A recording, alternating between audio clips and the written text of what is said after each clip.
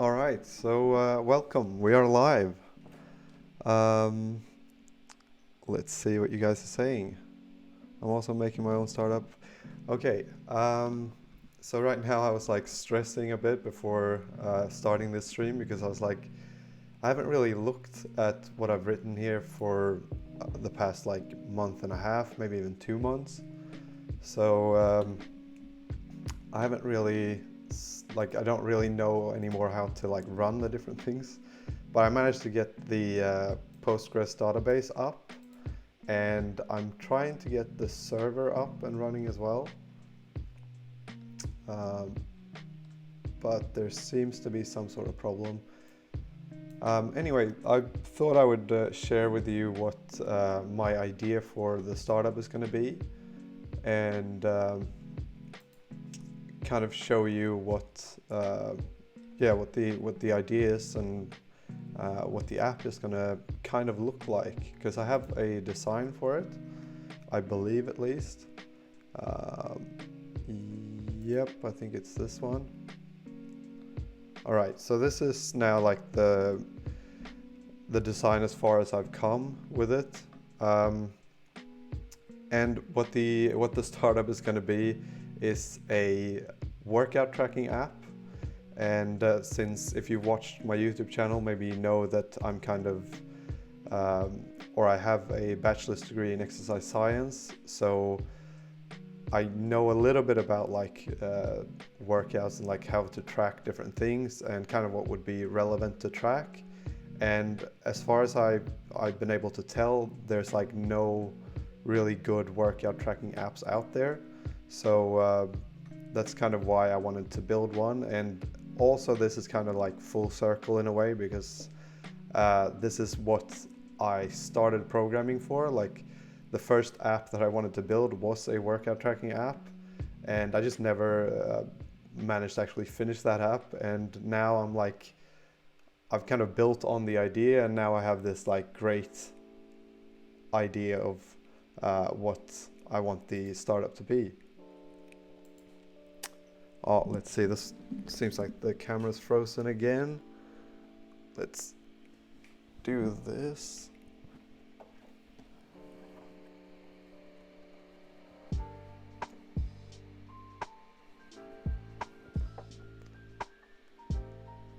Let's see what happens if I reconnect it.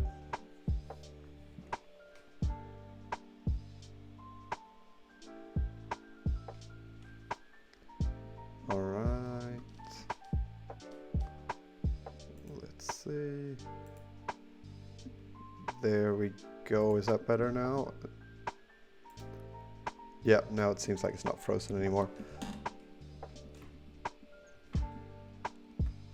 Hello, maybe you want to change the title. Cal the Coder. All right, so what the app is basically going to be this, and I'll take you through kind of what the app will be from the start screen to like all the different screens that I've made, because I've made a few here. Okay, so this would then be the start screen. One of the main things that I've seen with all the workout tracking apps that are out there is that they're not very simple. Like a lot of them have they have like exercise choices, like they've already got exercises made up, so you're not able to like decide your own or pick your own exercise. And they also have like tons of like videos, and I feel like they're more their target audience, I guess, is more like people who are beginners and don't know a whole lot maybe. So what I wanted to do is kind of build something that's for more people that are really like quite experienced and know their exercises themselves. So basically this is what you'd start with. The red lines go to like show where what happens when you press the button. So basically this will be an arrow. It's going to be white in the middle, and when you press this button you get to this page where you can either select to start a new workout, or you can pick one of the old workouts that you've previously done. And let's see. All right, So then you can either start a new one or you can pick an old one. And basically these are like workouts that you can create yourself. So you can name them yourself, you can do whatever you want basically. I wanted it to be like as free as possible so that you can choose whatever you want to do with it. So basically if you start a new workout, then you get to a page that looks something like this, where it has exercise, reps, sets, weight and rest, but this will be empty.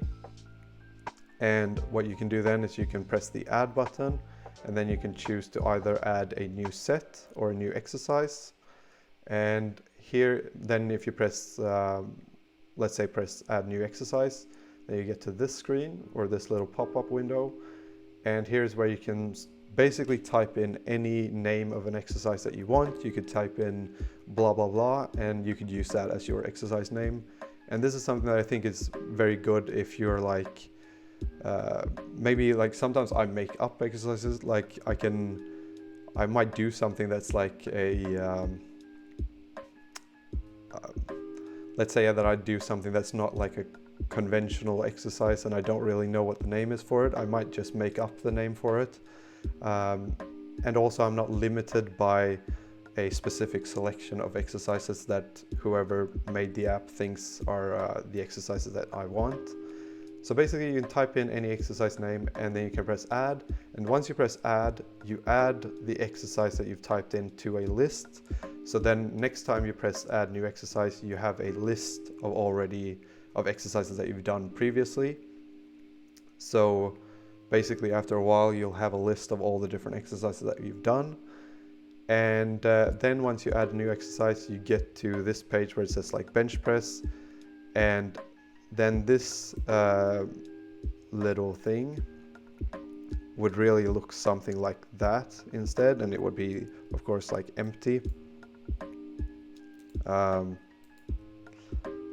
all of these fields will be empty, and you can then start typing in and then you can start typing in the reps, sets, weight and rest for that, and then you can press add, and then you can press add new set. And what happens then is that this expands to add a new set, and basically each of these cards that you can see are going to be one exercise that you've done.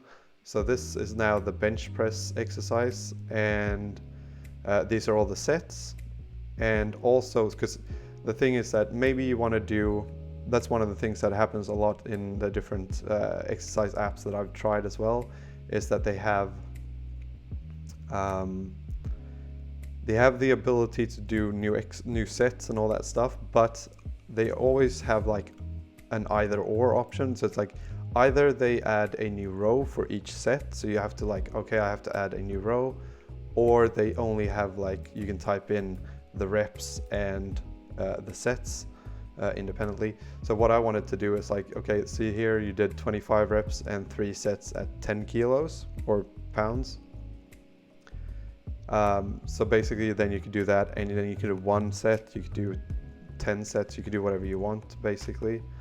And then this kind of is a good way to separate all the different exercises so that you can kind of see where you're at in your workout in a sense. And then what you do is you save once you're done, or actually you can see also the total reps, and if you press that button again you can see the total load, which will be the total amount of weight that you've lifted in the entire workout. You can also see the total number of sets that you've done in the total workout, and then here at the bottom of the each exercise card you can see the reps, sets or weight that you've lifted in that specific exercise. And now let's see if we have, I'm not really sure how far I got.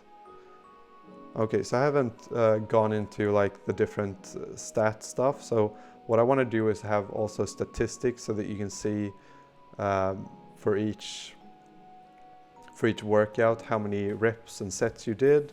And then you'll basically get a bar chart so you can see it over time, like, okay, this week I did, maybe you can see it for a whole week, so you can see that this week I did a total of like 100 reps on bench press.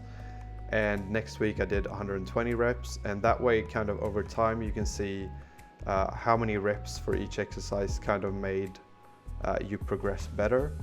So let's say that you do let's say that for 1 month you do a total of like 100 reps of bench press, and then you see that during that month your strength increased a lot, and then the next month you do 200 reps of bench press and you see that my strength didn't increase at all. That way you can kind of see that, okay, maybe I should just do 100 reps and maybe that's enough. And that's going to be kind of the way that some people can kind of periodize their training and analyze what's happening and how they're progressing. I like a lot of like analytics and stats and stuff. So what you can see here is also like body weight. You can add your body weight, you can add your bicep size, you can add whatever you want really.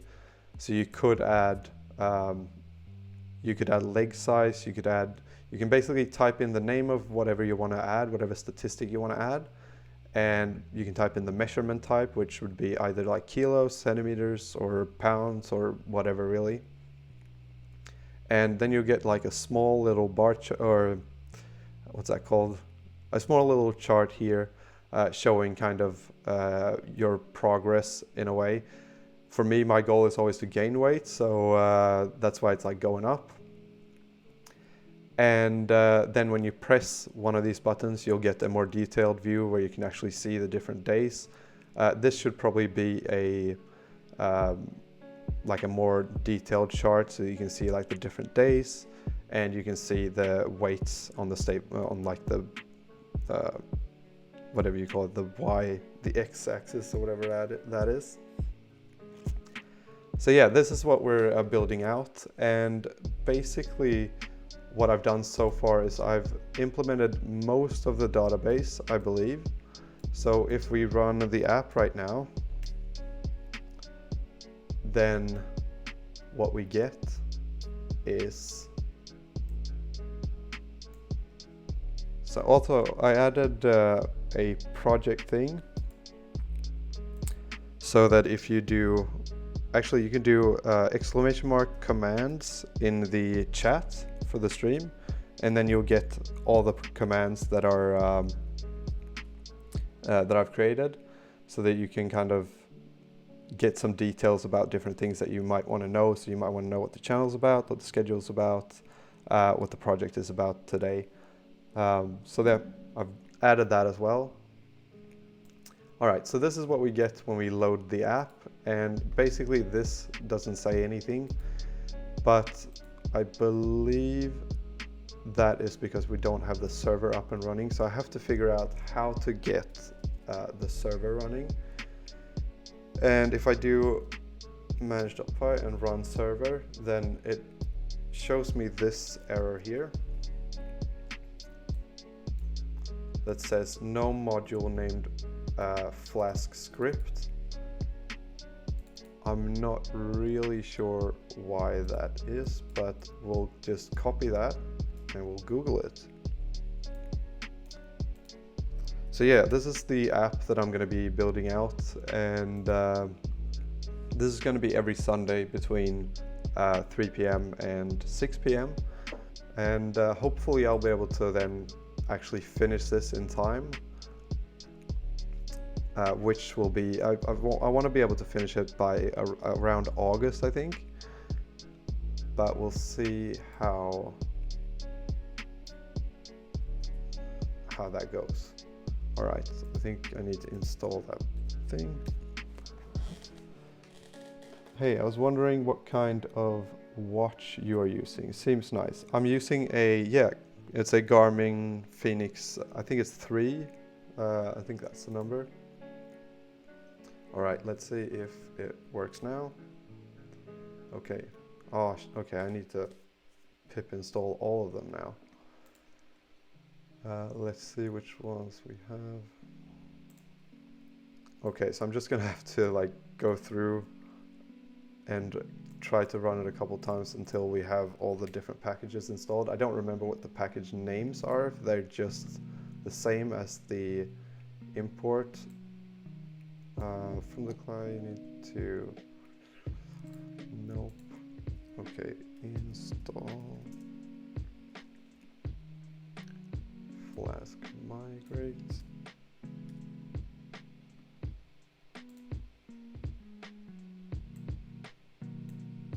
All right, and we install that.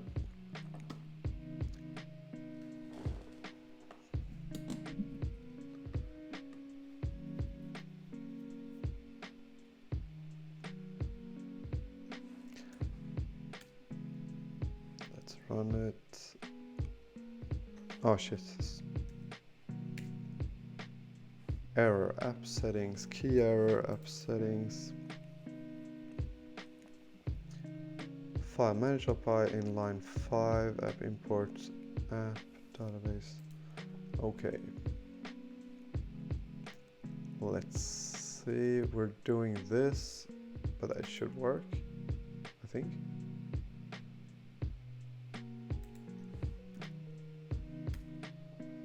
Why did you choose Flutter plus Flask instead of native app? React Native plus Node.js. I chose Flutter and Flask because I feel like basically I'm fairly fast in Flutter to just develop things, so I feel like the process of developing the app will be a lot faster. And also I feel like Python, I'm used to writing in Python, so it's kind of going to be easier for me to use Python. If I was to use Node.js, I would have to learn like JavaScript. So I haven't used Node.js, so I would have to try that. Okay, let's see why this doesn't work. App settings, key error. All right, let's see what the key is.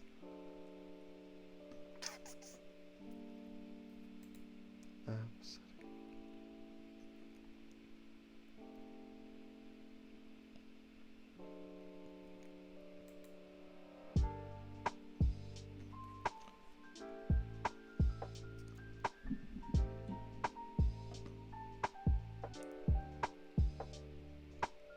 Manage.py line 5 module import.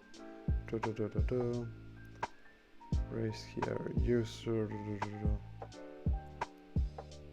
Seller line 40 get item. Okay, let's just Google that and see what we get.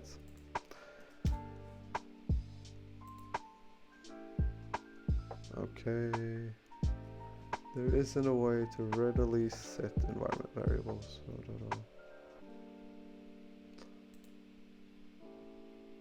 Raise here from now. App settings.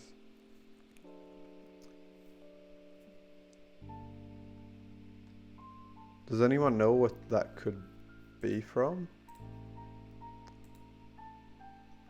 Let's see.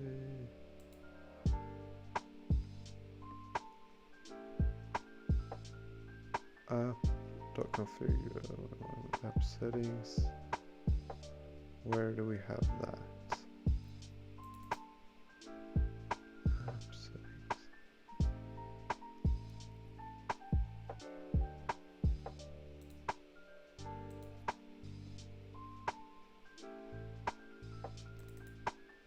Could this be the one?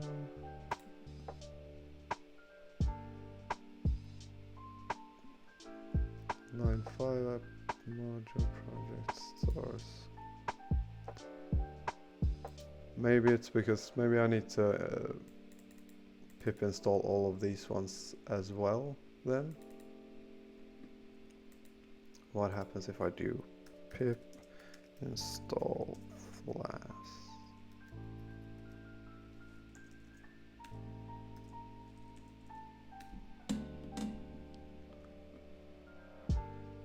Version 2.7 will reach the end.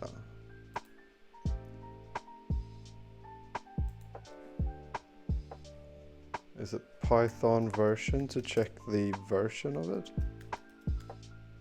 2.7. Okay, let's see if we can change it to Python 3.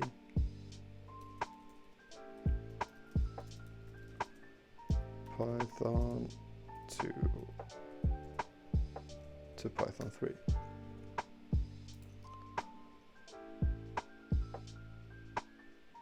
Pip install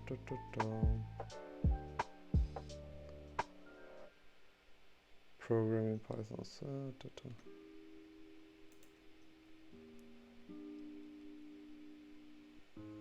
I switch between Python 2 and 3. Oh, okay, maybe that's the reason, is it? Yeah, I think that's the reason. I think I ran a virtual environment before when I was doing the server, and that could, I don't know if that's the reason though, not sure, but let's try it.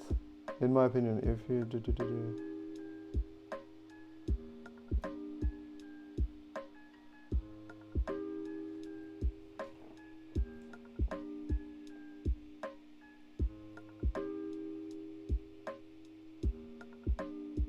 the key app settings does not exist in the environment directory. Let's see if we run virtual environment.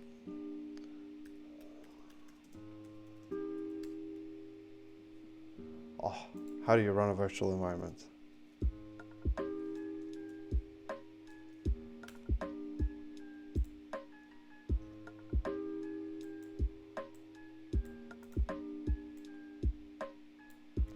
Okay, let's see if that works. Nope.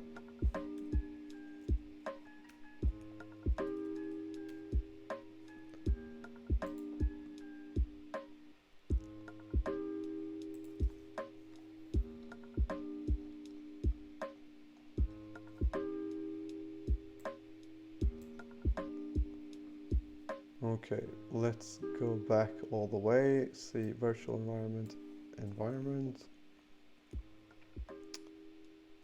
and do that. Let's see what happens after that.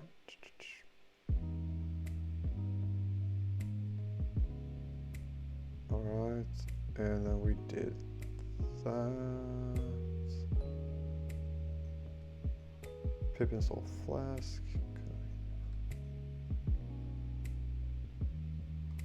Okay, let's see if we can get this to work.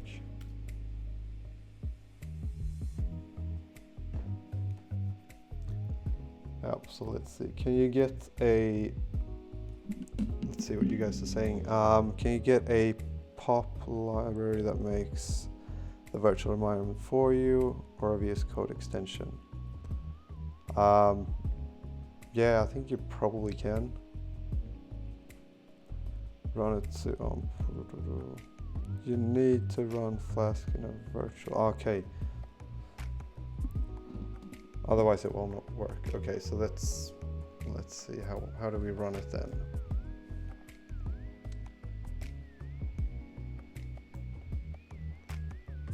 Let's see, where are we at? Okay, virtual environment.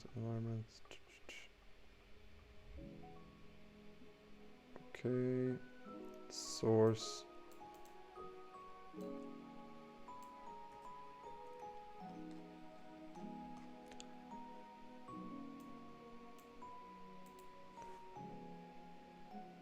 And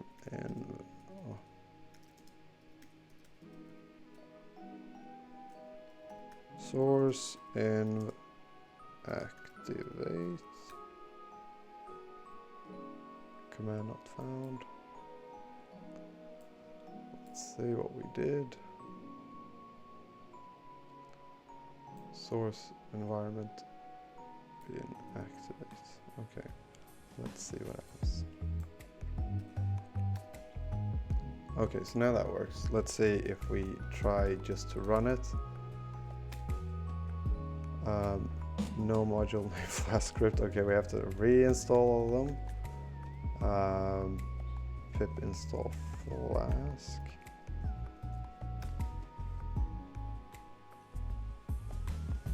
And then run it again. Okay, import error, no module Flask script.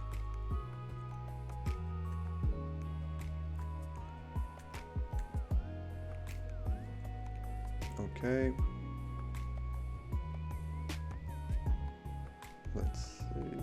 other one was, yep, pip install flask migrate. Now will it work? Nope, still app settings. But what is the problem? Users, da da da da da. I40 get item.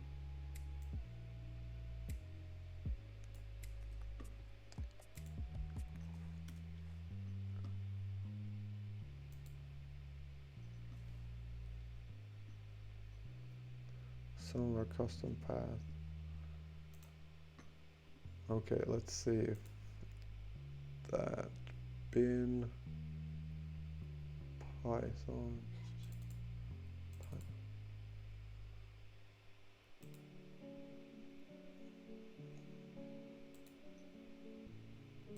migrations, nope.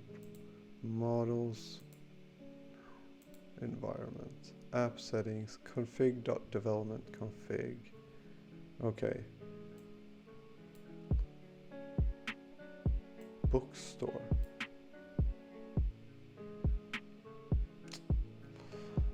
Okay, yeah, that doesn't matter. The config.environment. App settings equal export.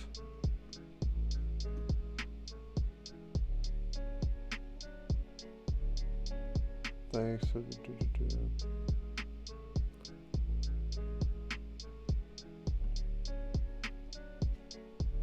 export app settings equal config. Yep.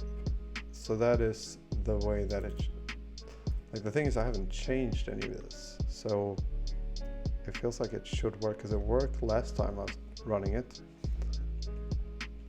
So it feels like there would have been something.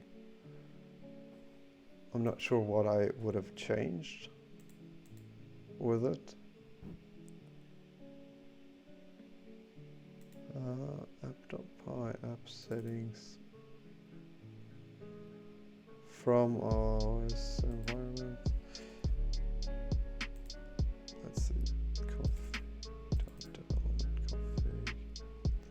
Do we need to get something to be able to do this?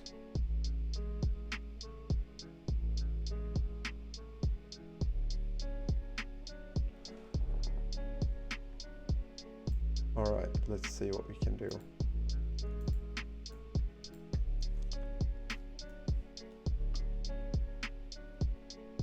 In Flask, how to configure a Flask application.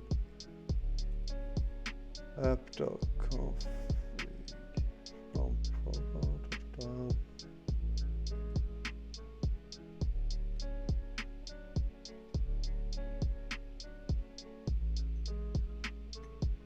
Okay, let's just see, unable to find app settings Flask.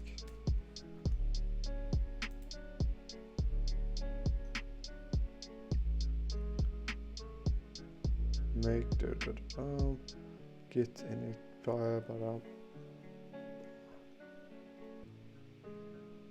pip install Flask, pip freeze requirement.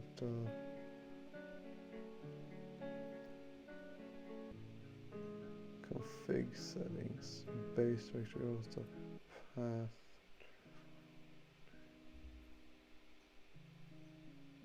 Pip install auto environment.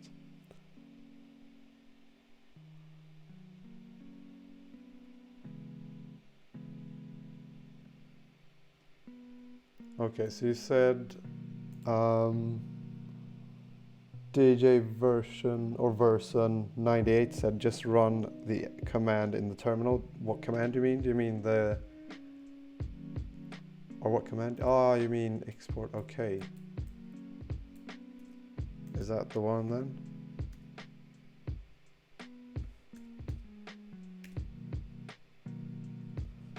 Database URL. Okay, and then this should be localhost 3000. I don't know why that says that, but apparently it does.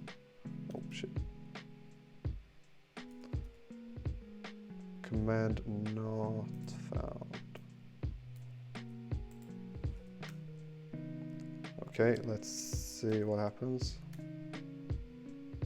Okay, we're there. Finally. Oh my god. Alright, let's try to do that. Unexpected carried out. One no module made site copy G2. Okay, get that worked. Alright. What happens?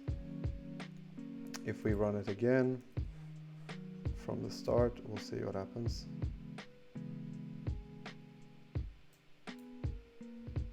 Okay. Now we have to get into the actual app and see what the problems might be here. Okay, let's see where we're at. Okay, so this is tester main.dart. This is where I'm just testing the different things. Then the user node. Okay. Increment counter. Okay. Do we still have the increment counter? Oh yeah, we do have the increment counter.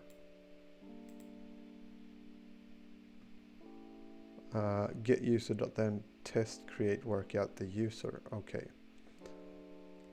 Create workout. That's the only place that we use that.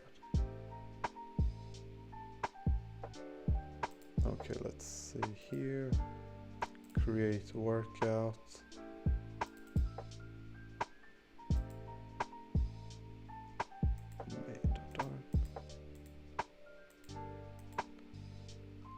Okay, here we go.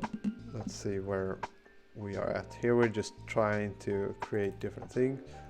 So we're creating a user. We're setting the workout name to be new workout. Setting the workout date, the rep sets and all that stuff. Okay. Get, that should work. So now we have to figure out kind of what the issue is here, and then we can get into the actual design of the app.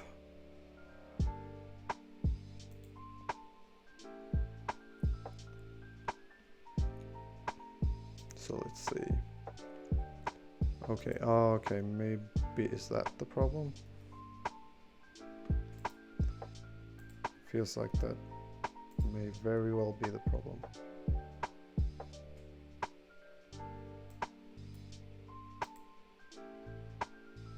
But why would that not work? No module name psycho. But why does it say that? No module named. Oh, okay, maybe that's something that we have in the backend. But that server is running, so it should work, wouldn't it?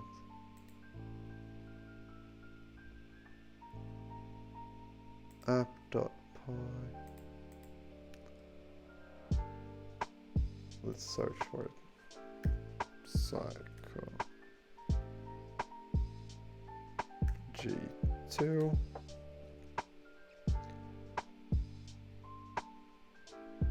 Okay.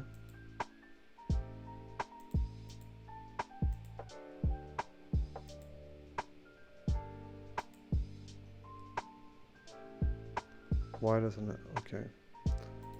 We have to copy this and see what that could be. Feels like there's a lot of things that have just stopped working. No. Sudo apt get install build dep. Step 1, install dependencies. Pip install site. Okay, let's see if that works.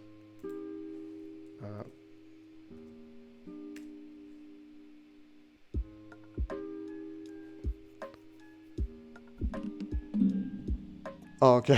Yeah. So you knew that that's what I had to do. Error failed building wheel for command setup tools file private folders.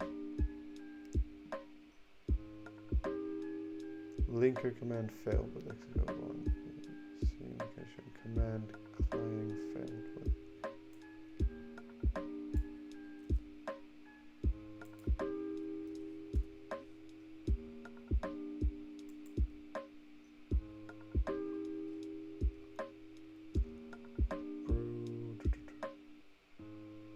Brew install MySQL. Create options. Da da da.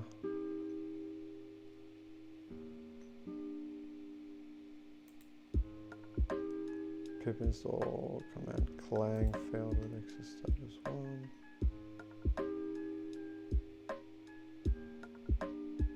Level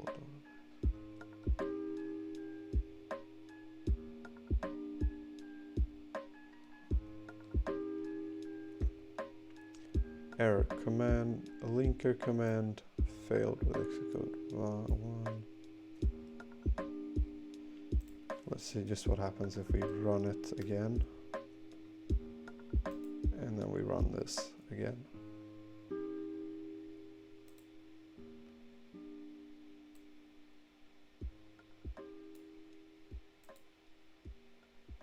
Okay, still does not work.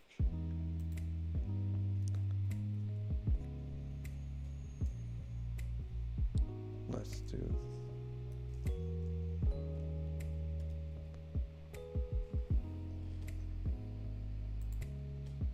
pip install.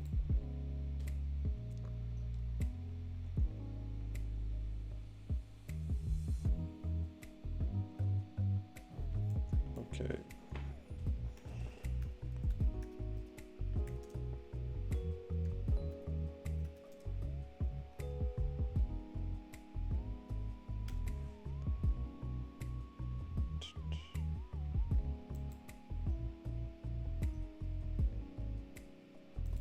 Nope. All right.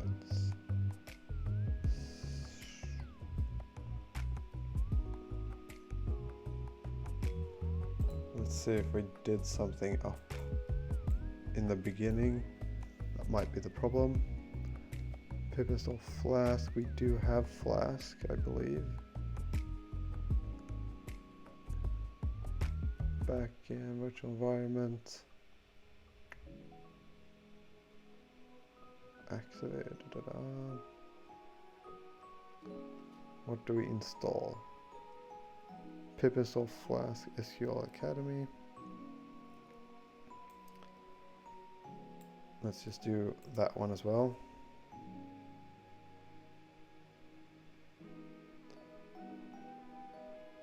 I feel like that should not be the problem maybe, but it could be the problem.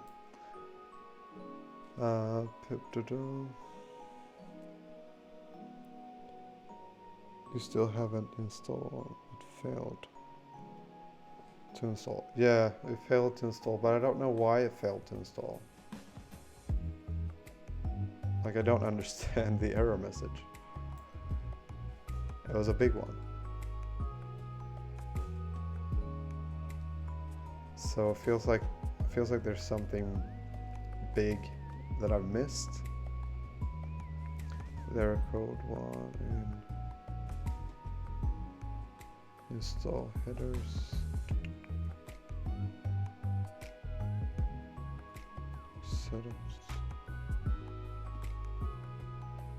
Record.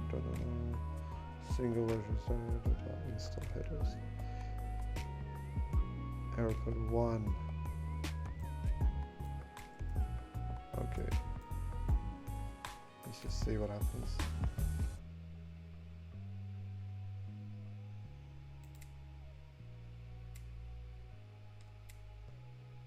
I'm getting similar errors. Yeah, the solution solved my problem.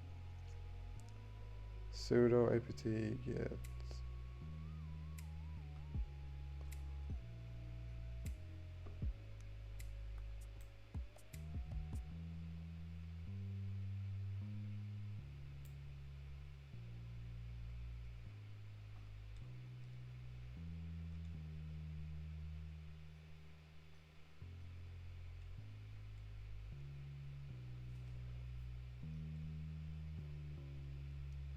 sudo.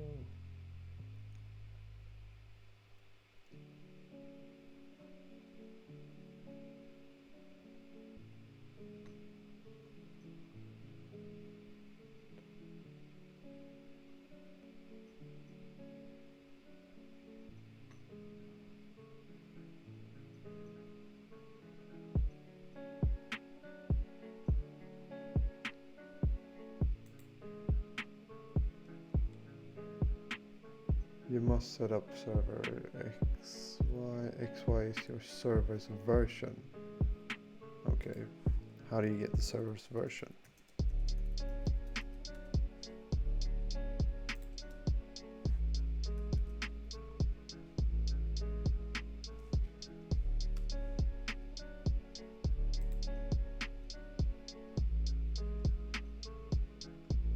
How do I see the version?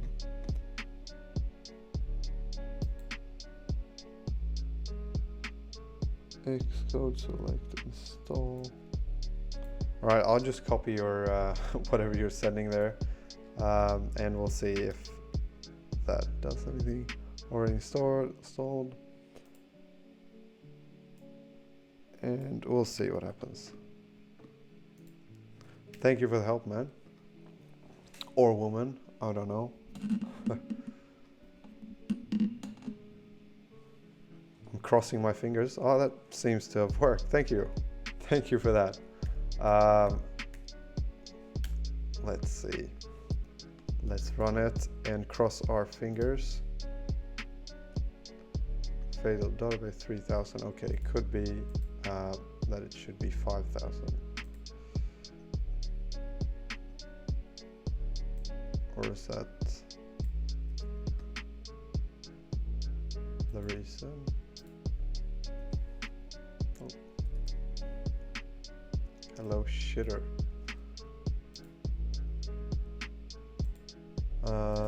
Let's see.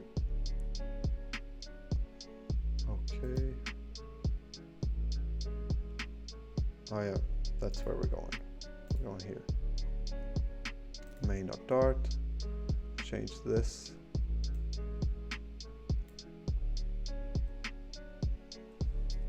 Like so. And then we run it again.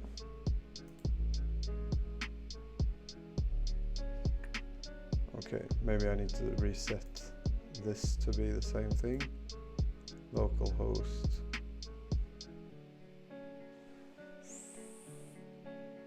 Yeah, xlog. Okay, save it, and let's do that. Do run.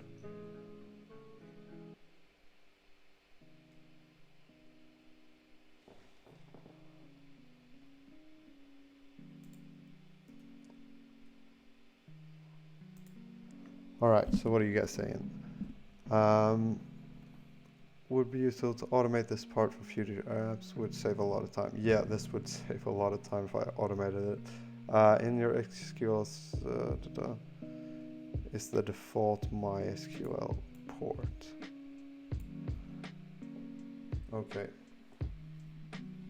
But this has worked before. I don't really understand why it's not working now.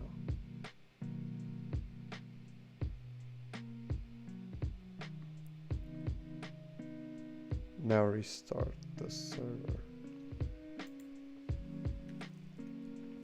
Let's restart the whole thing and see where we're at. We're still at the same place. Still get welcome format 3000. Could that be this thing? Nope, that's still fixed. Oh, maybe we need to export it again, maybe. I'm just making it up as I go along. Let's do that. And then run it. Does that fix our problem?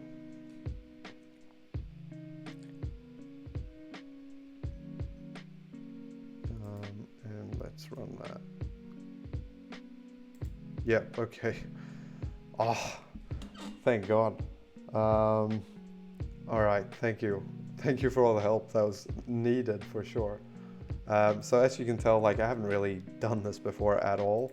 So I'm very, very new to it. Like I got it working the first time.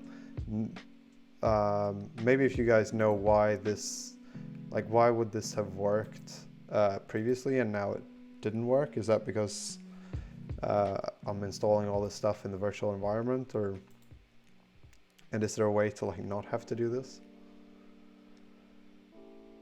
Okay, so this is where we're at. We're getting the first name of the user, we're getting the last name of the user, and we're getting the username of the user. Okay, that's good. Let's have a look at our design, because now basically what I've done is I've set up all of the parts of the app that I want, or of the backend that I want. So basically what we are able to do is we're able to add all the stuff that we want to add to the database. But now it's a question of like getting all the stuff back and showing it on the screen for the user, and being able to also add stuff from the screen or from the app to the database. So let's start actually building some of that out. So the first thing that we want to start with is going to be this page. Or actually, we're going to start with the tab bar, because we want to be able to actually do have a tab bar down here. So let's start with that.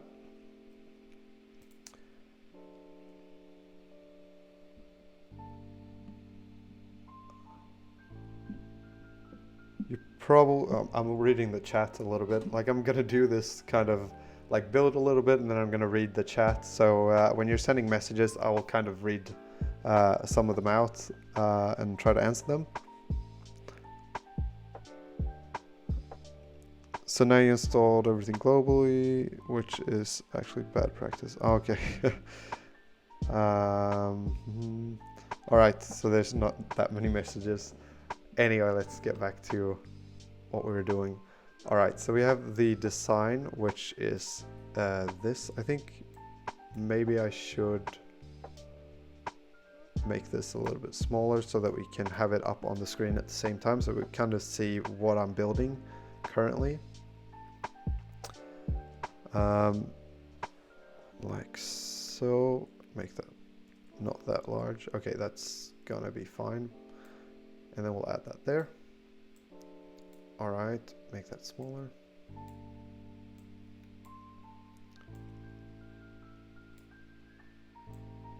Okay, so we see the tab bar down here. Now we need to go to the internet. Google. And what are we looking for? We're looking for how to create a swiping tab bar. Okay, tab bar in Flutter. Working with tabs in Flutter. Nope, that's not what we want. Because there's a really, like I know there's a good tutorial out here for that, because I've used it for like the last couple of one-day builds that I've done. So let's see. Nope, we want that to be the bottom navigation bar.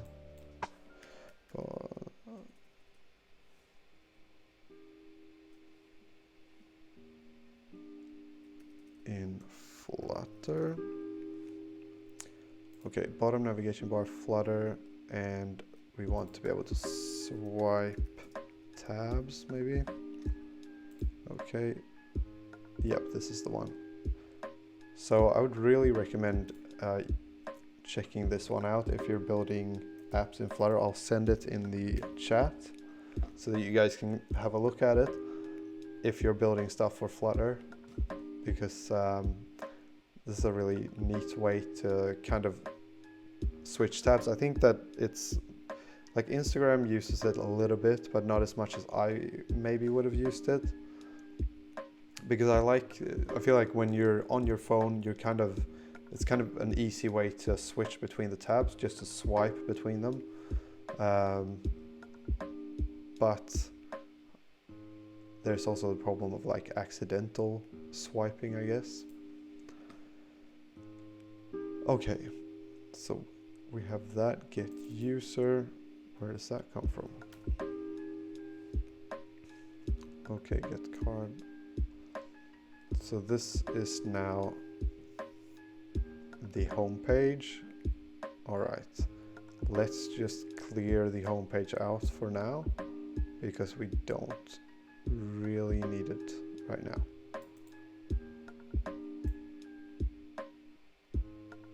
Okay, remove that. There we go. And let's see what the tutorial says. Okay, new scaffold, tab bar view. Have that, and we'll add that here. All right, so body, tab bar view. Nope.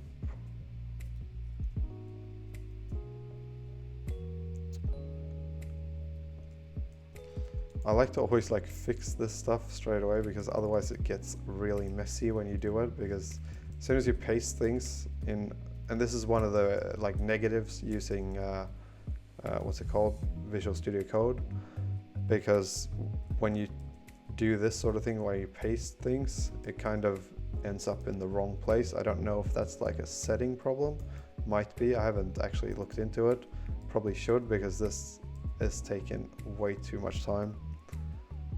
And then we have that and that. Okay, there we go. If we run the app now, then we get this. Why do we get that? Container, yellow. No tab bar controller for the, let's see, scaffold, tab bar view, containers, material app, home default controller. Okay. Wait. Home. So if a tab bar controller is not provided default, so we'll enclose the scaffold within a default tab bar controller. Okay. Oh my god.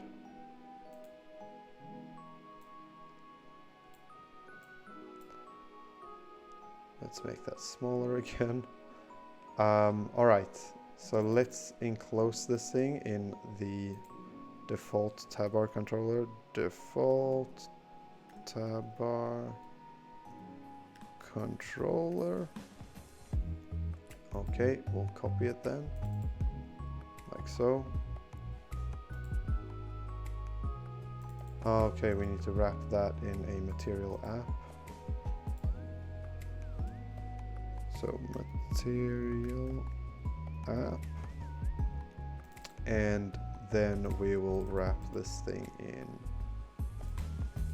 the default tab bar controller, like so. And this is then home, is it? Home, yep. All right, so then there we go, we have that. And now what should happen when we run it, let's just run it so that we can see something. Oh yeah, the length is equal to 4. Okay, now it should work. So there we go, we have that up and running. We can swipe between the different controllers, which is what we want. Now we only want 3 tabs, as you can see here. We only have the stats, the add new workout, and the calendar. So that's all the ones that we want. So we want to remove one of these tabs, this one. And I'm just going to leave the ones that I'm not working with right now to be the same color as they are right now. So I'm not going to change the color or anything like that. Oh yeah, 4, 3. And this is classic. Like when you're doing this stuff, I think I'm a little bit too stressed or like want to do it really fast. So I end up like doing a lot of like stupid mistakes. But yeah, there we go. We have that done. Now we'll just arrange these ones a little bit nicer, just to please my OCD, like so.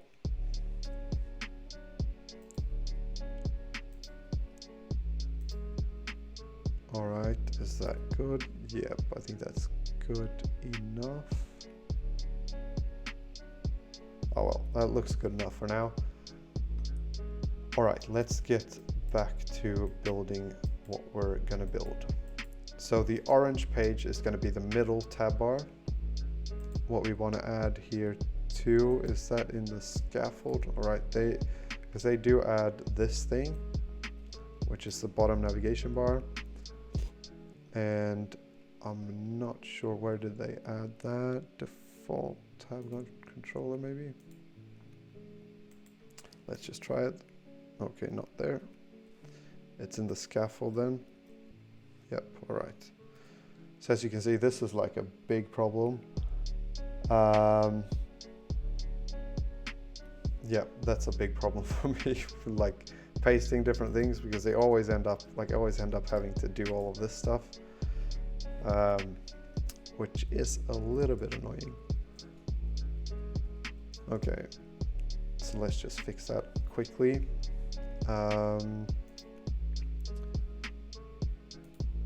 Like so.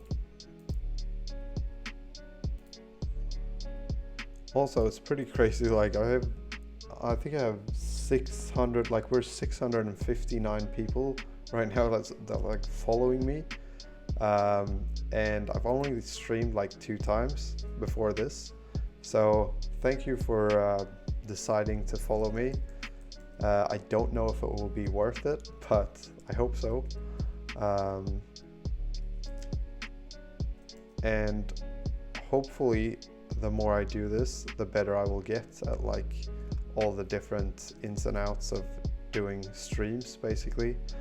And also I'm going to be streaming, the plan right now at least is to be streaming every Sunday like this, and that's just going to be dedicated to the startup. And this stream is then going to go live on YouTube on Tuesday as well, and what I'm going to do is I'm just going to take the stream as is and publish it to YouTube. And then on Tuesdays and Thursdays I'm also going to stream here on Twitch, but then it's just going to be building some other app, basically anything I feel like building. Right now, last week I was building a note-taking app, which I thought was a little bit of fun, or a bit of fun. And I think I'll keep building that. And also I feel like building a portfolio website using something like Flask would be kind of fun as well. So I think on Tuesday I'm probably going to be building a portfolio website, like doing something like that. And maybe on Thursday as well, because I kind of want to get that done this week, ideally.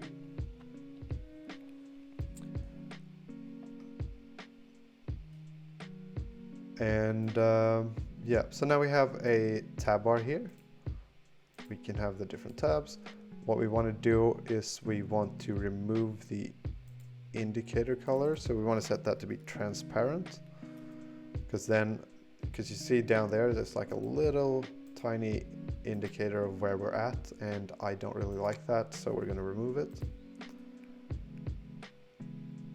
Like so. Okay.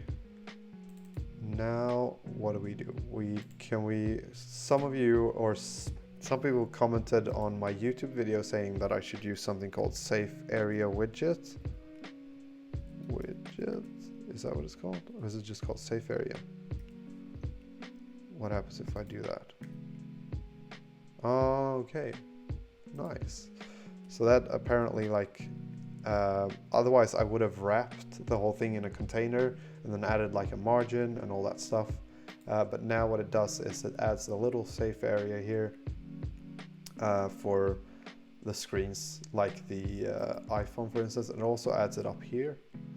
so that you can place your widgets without them ending up like behind this stuff, which is pretty good. Okay, let's see. We probably can set some color, right? Can we set a color? Nope. Why can we not set the color? Background. Is there a black color somewhere? Nope. All right. Color, yep. Colors dot white. Hopefully that would turn it white. Does it turn it white? Nope, doesn't turn it white. Okay, so that might be something that we have to, because one of the things that kind of, that's a little bit annoying. Usually Flutter is super simple, like you add a container like that, you just set the color straight away, really simple. But with certain things, like for instance, if we're gonna, when we're gonna add this thing, so a pop-up window like that, you have to wrap this thing or like something in a theme in order to be able to actually color the different things. So that's kind of going to be one of the things that are a little bit difficult, but I guess that's because you're like putting a screen on top of another screen while the back screen is still showing. I'm guessing it's something to do with like that problem. I don't know. But yeah, that's kind of, I believe that would be the thing here too, that you have to set the theme to be like white or whatever color you want it to be. I think, not really sure. But let's see, scaffold, can we set the color, background color, colors dot white, let's say, and we run it. Okay, so that didn't work either. All right, we'll just leave that for now because it's not super important. It's gonna be important for like the real app, but right now I don't really care about it. Okay, middle one, icons.add, save it, and this one can just be, what is that, data or something? Nope. Okay, we'll have this one be calendar. What happens with that? Okay, let's see what that does. Okay, looks similar enough. This is something that I will design in what's that called? Illustrator, and then I'll actually like add those icons the way that I actually want them to look. But right now I'll just leave it like this. Maybe set this one to be something else. Let's just search. I know they have a bar chart. Bar chart Flutter icon. Okay, what is that one called?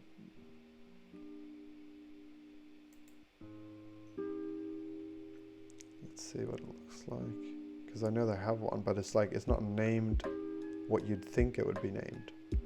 It's named something else.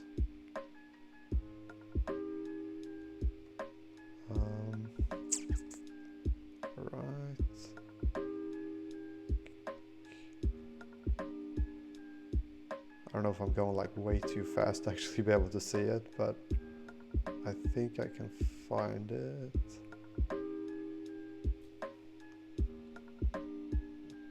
And it's not called like, it's not called stats, it's not called like bar chart or data, nothing like that. It's called, what is it called? Dum dum dum.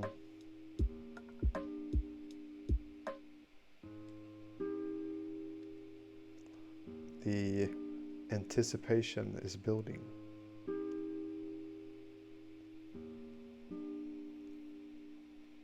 Where would it be? How far have we gotten? All right, let's just go here and search for, let's see if we can define bar chart.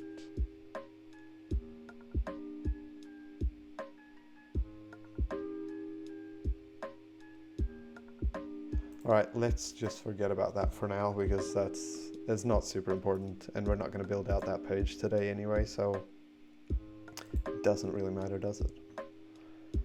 All right, so we're at this stage right now. What we want to do is we want to set the icons to be a specific color. So we want this color. Now we want to be able to get all the different colors that we would use. So what is that going to be? Okay, so we add a new file maybe. Yeah, so add this as global.dart, and in here we basically create all the different things like the font style, the colors that we're going to need. We might make it into a class actually, material.dart, because what we want to do is we want to be able to set the different themes. I kind of like the idea of being able to change the themes. So like down here, I'm not really sure about these ones, but this is just like what it could look like potentially. So this could be like the dark theme, and this could be like the blue theme, and we could have lots of different colors. And you could have something like the profile page, and you can then go to like settings or something like that, edit profile, enter dark theme or change accent color. And what I kind of like is this little message here. I've made sure to give each color a completely uninformative name. You're welcome. Because that's usually, like, I haven't named them yet, but usually when you go to like look at different colors for the different themes, it's usually like really random names that don't really say what the color is at all. So this is Egyptian heaven. That is my blue. Anyway, where was I?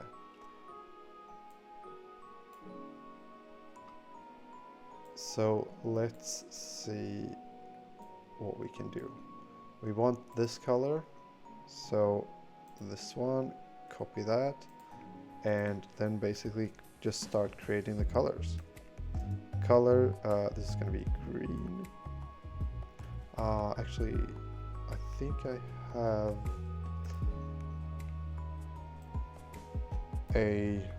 I have a note where I have all the different colors. Oh yeah, I do have the note here. So here are all the different colors. Accent color, okay. Accent color equals, and what you could do then is you could do something like this, class my log colors,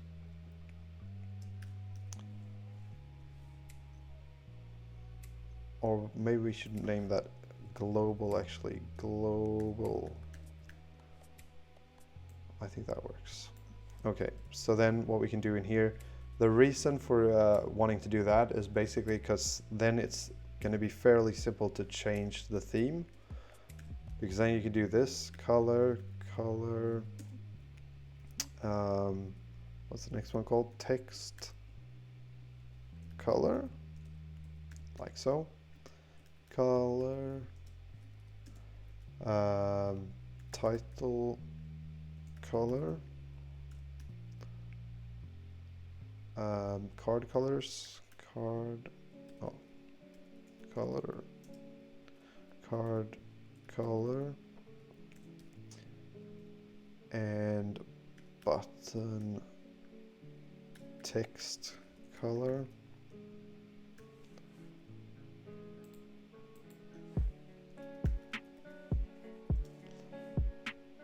And I'll show you then how we actually will change the theme once we get to that. Okay, background color,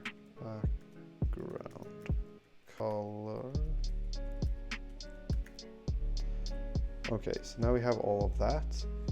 What we need to do then is we can create a constructor here and do this dot accent, this dot background, this dot text, this dot button text, this dot card color, this dot title color. Oh, okay, so now we have all of those things, right? This dot, yeah. So now we have all of the different colors here added to the constructor. Then we can create a method called set theme.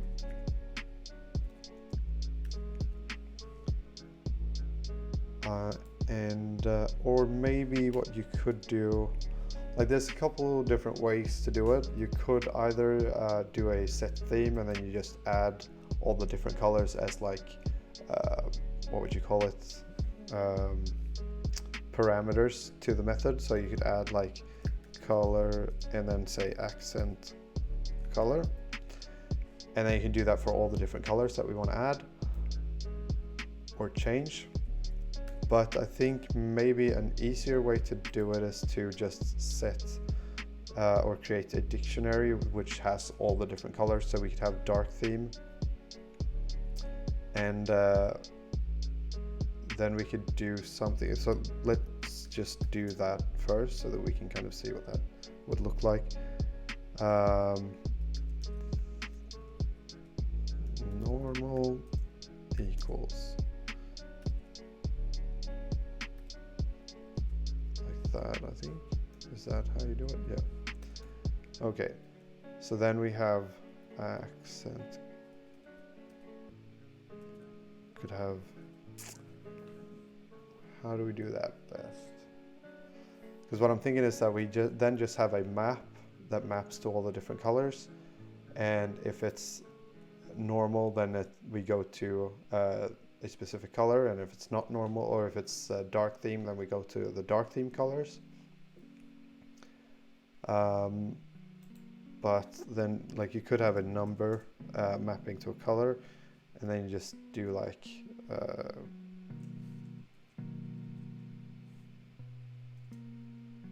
maybe colors, and then this maps to accent color.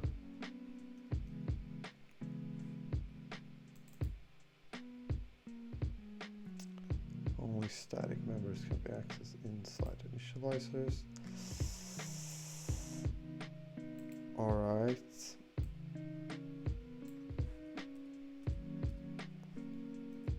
Okay, so that may not be the best way. What is the best way to do it?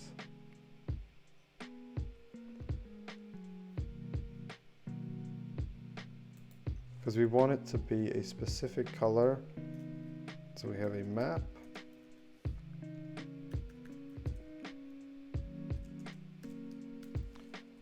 And then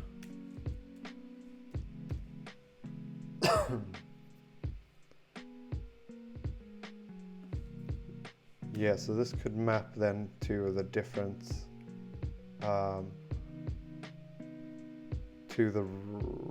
okay. So then we could have something like dark theme, maybe. And this could go to a specific color. Or no, this then should go to a specific map. So then we have a map called dark theme, map dark theme. And that could be equal to a map again. So this is then going to be the one that contains all the different colors. So then what we do is we say one goes to color, and then we can do something like this. Oh, wait.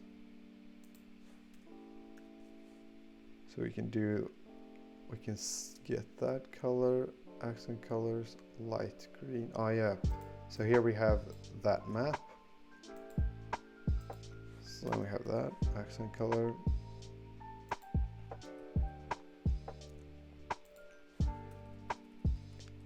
Accent colors, and that is a map. Okay.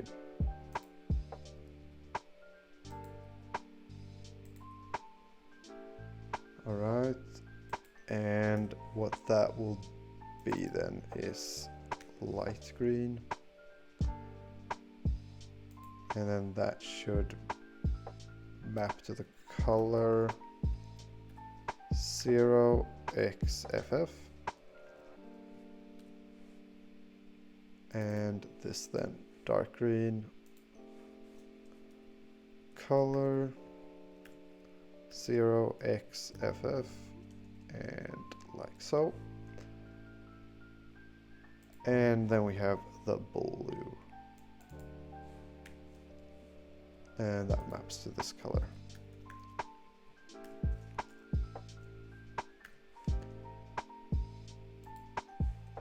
(0xFF). All right, so here are going to be all the different accent colors. This is then gonna be okay.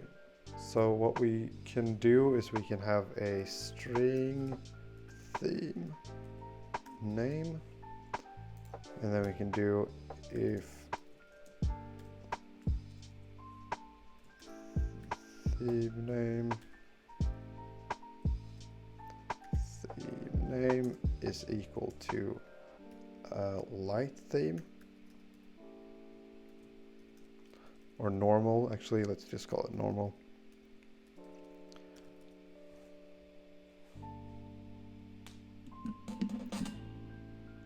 And what could happen then is that that's when we get we say that the accent color is equal to accent colors light green,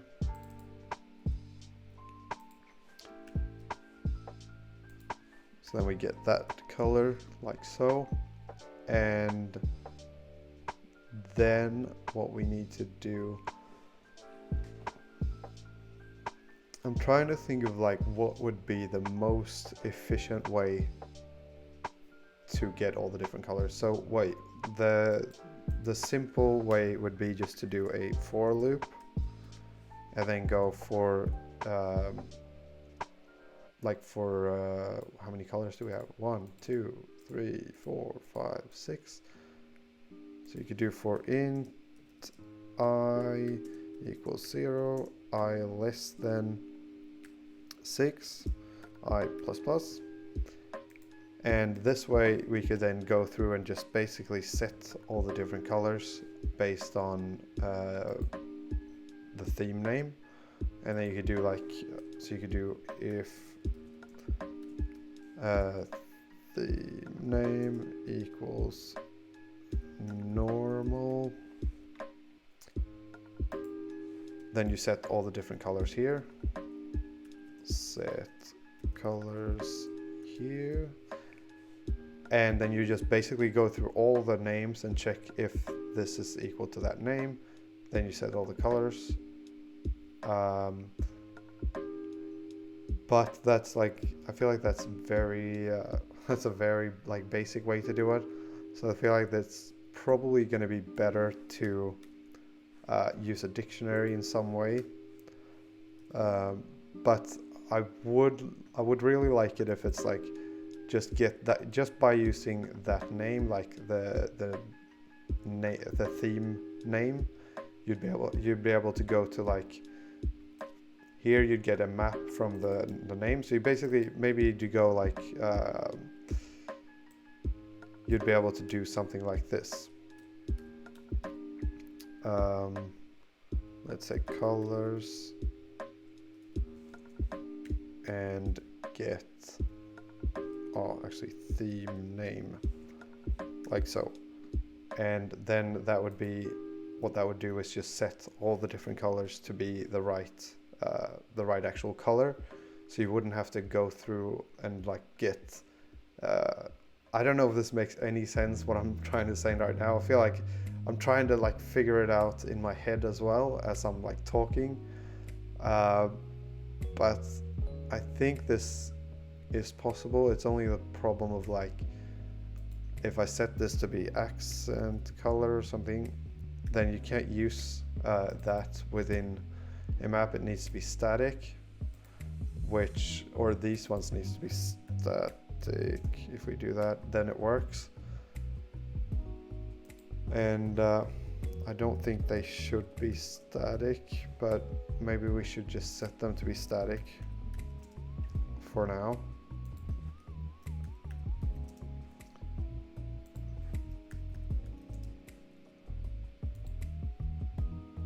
Like I have said in the other streams, I'm not really that great. I'm just like fairly new to programming as well, so it's not like I'm gonna be incredible. This is just like I'm trying to figure out how to do this in the best way.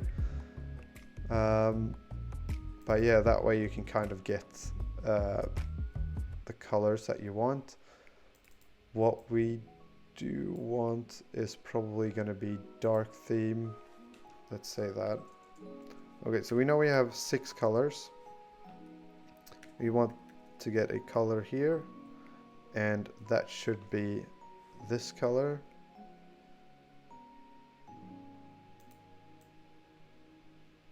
A text color. So then go 0xff paste. Let's see if anyone's written anything. Switch case statement. Yeah, you could use a switch case statement, but I feel like that's gonna be almost like an if statement, unless I'm mistaken. Maybe it's not. Maybe there's a way to do a switch case statement that's less like an if statement. I don't know.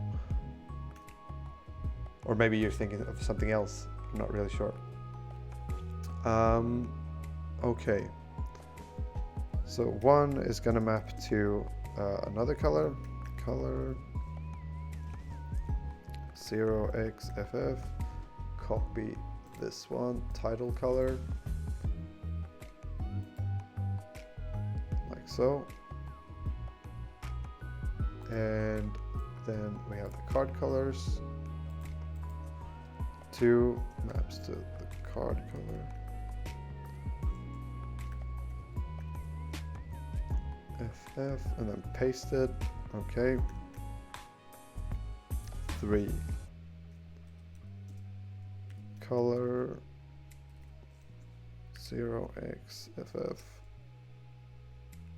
and then we'll see. So all of these ones are going to be white. So basically just copy that, paste, paste. 4 and 5. All right. So there we go. This is going to be the normal theme. Normal theme. Okay. And now we have all the colors there. And we know that if we get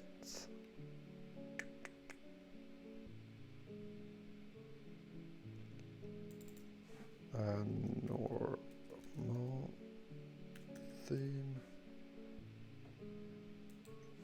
dark theme, blue theme.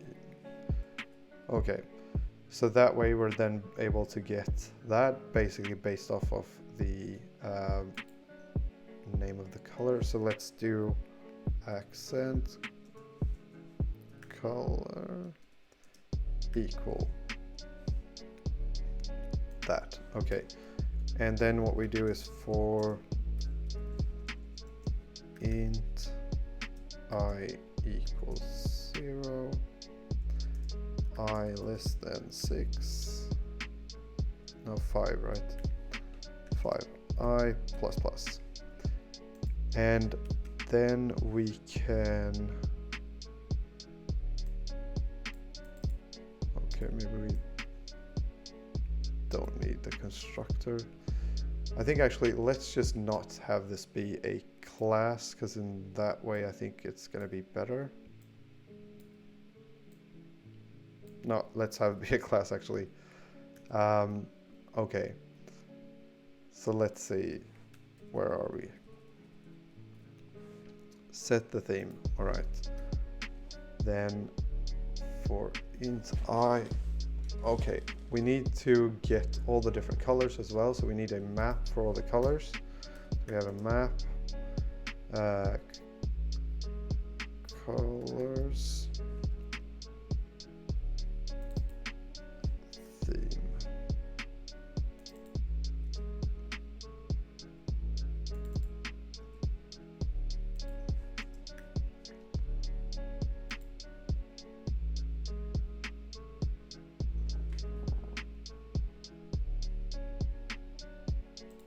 All right, let's see where we're at.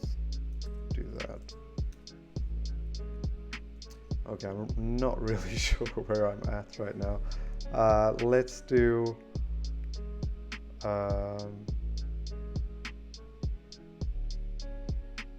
okay, let's have a think about what we're doing.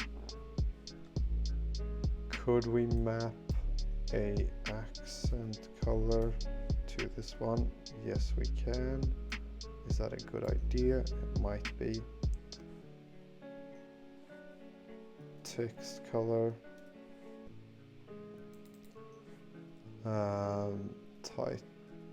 Title color. Card color. I feel like I'm getting lost right now, like I'm mixing things up and not really sure what I'm doing. But we'll see if this works out. I think it might work out. Okay, so now what we do, we have the theme. So this is a normal theme. And basically this is then going to map to dark theme. Let's just see if we can map to normal theme. Nope. Needs to be static. Okay.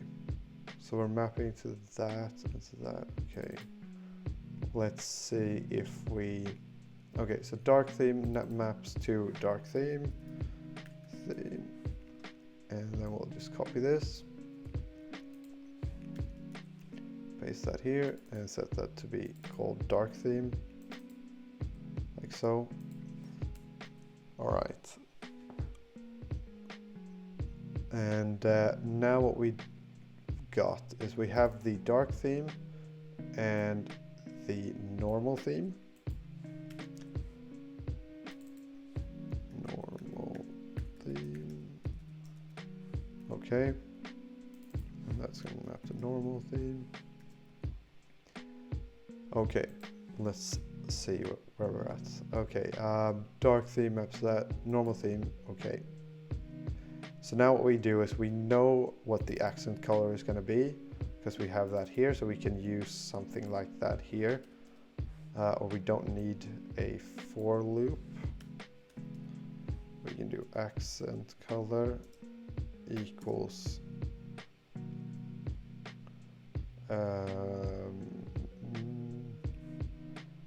okay, theme name, so then we're getting that from there. All right, so now what we want is we want a map.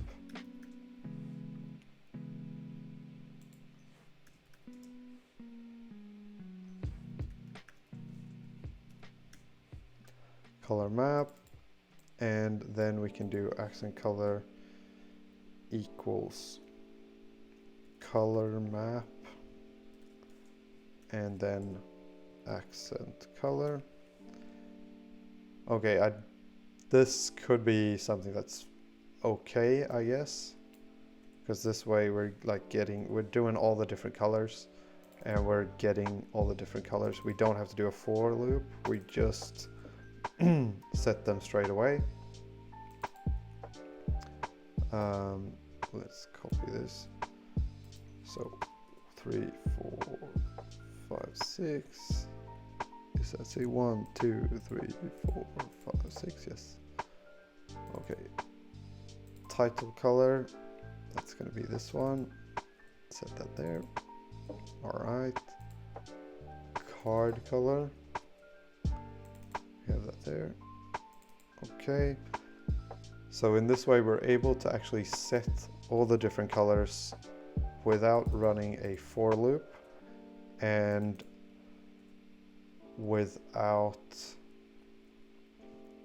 can just add however many themes that we want here, and the only thing that we need to change is basically add a theme here and then add a key here to the theme map. And I think that's a fairly good way to do it, because then we get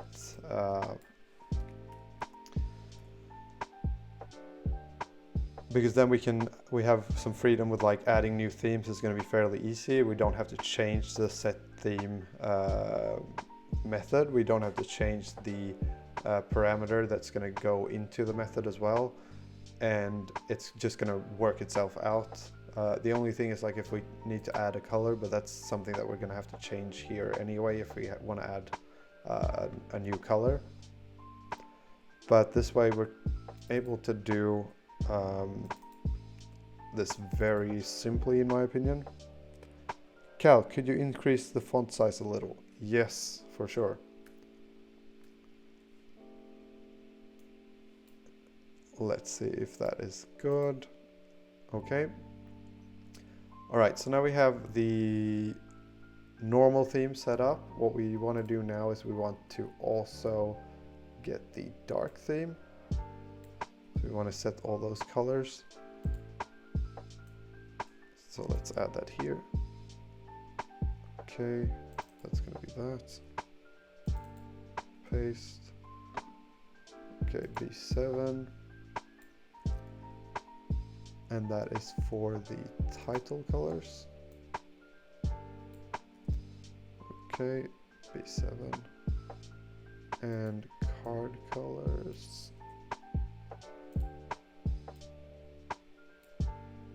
Like so. And then background color.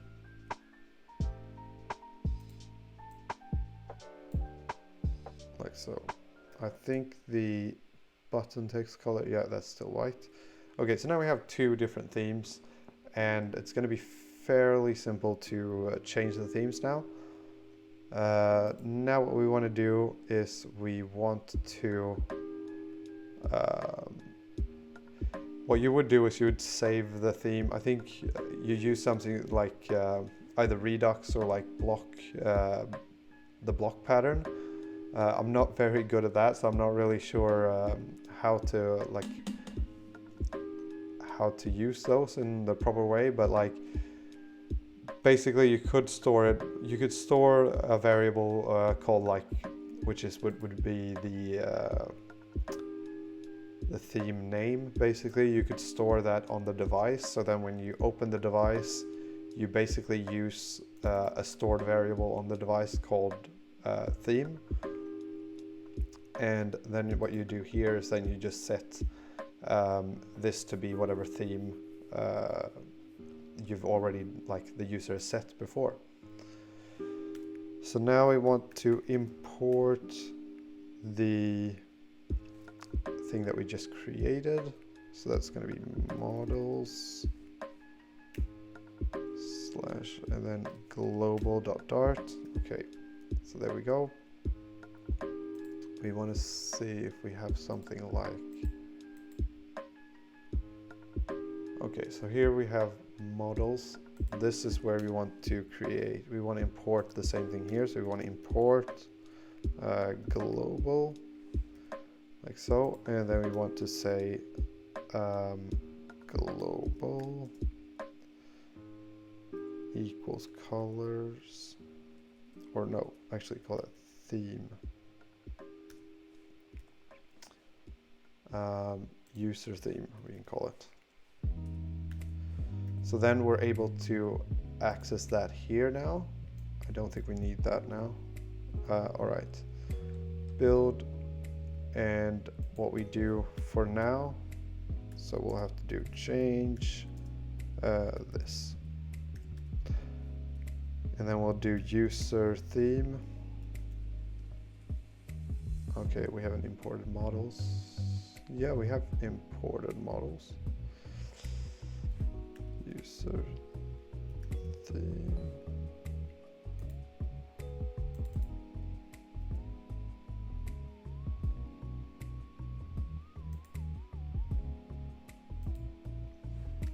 Import models and global.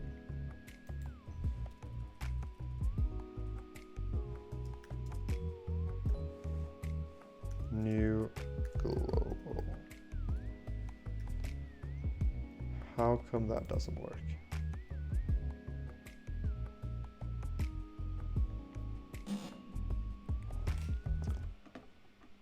Okay, so that does not work. Why does that not work?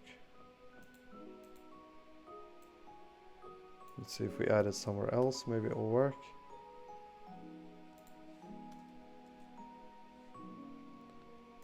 URL.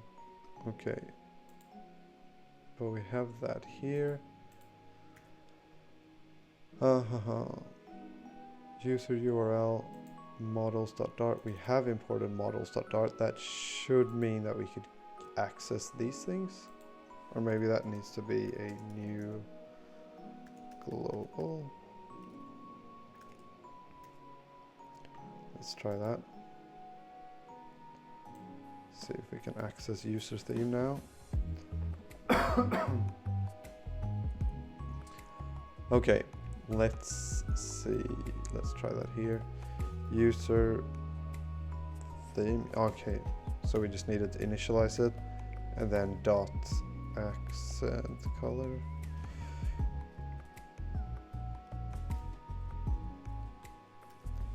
Okay, let's see what we have.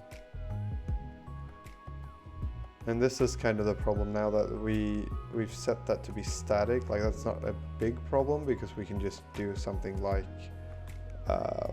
theme here. So you could do global here, global dot accent color, and that should work. But then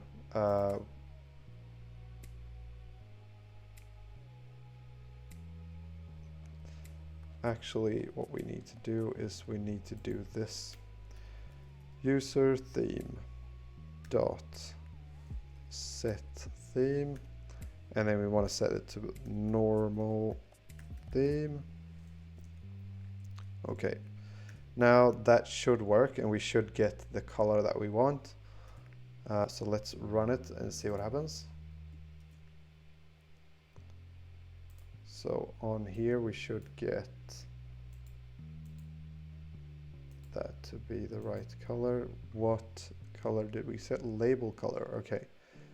And that was set to be accent color. So let's set that to be red. Colors dot red.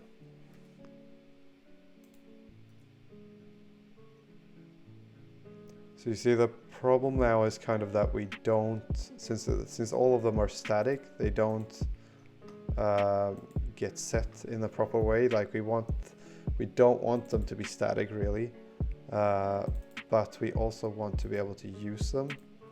So maybe what we need to do is something like that. Remove the static part.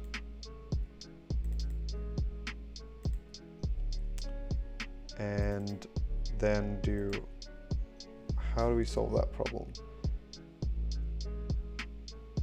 Okay, so let's see, maybe they can be static actually, because that's going to be a little bit easier, isn't it? Okay, let's just search for this. Use, actually, what does it say? Only static member initializers. Okay.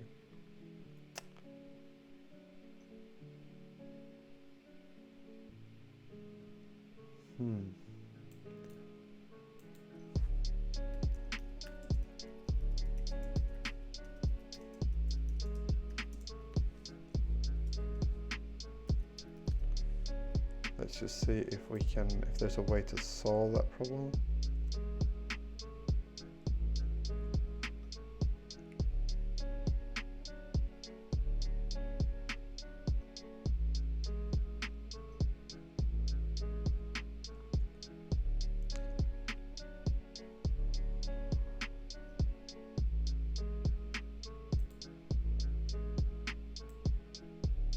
Okay, so we might have to do something like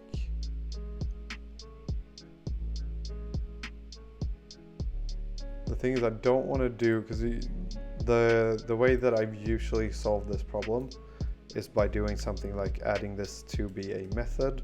So you do void set up normal theme, and then you do that, and then you basically just add that here. So you could then do that, and you copy this, say that is a map normal theme, like so. But I don't really like that way. I feel like there must be a better way to do this, because then what ends up happening is that we have to call the different like we have to run this method, then that method. We have to run all the different methods for all the different themes, which I feel like is a little bit inefficient in a sense. And I feel like I want to be able to just set the colors once, and then basically just call them the way that I did before. But maybe we should just set this as methods for now, because I don't really have a better solution. Set up theme map.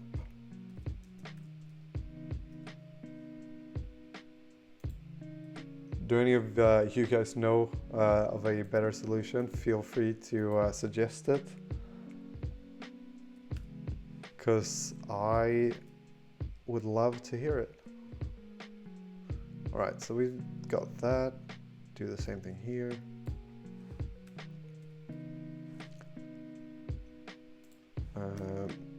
Map, dark theme.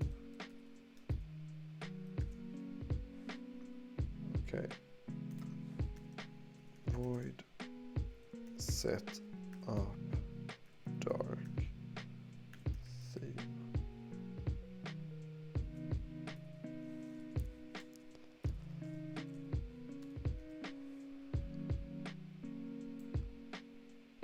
Okay, I think that is gonna be what we do for now.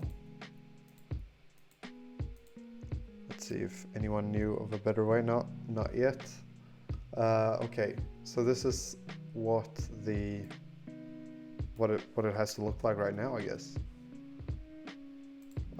Okay, so there we go. We have that.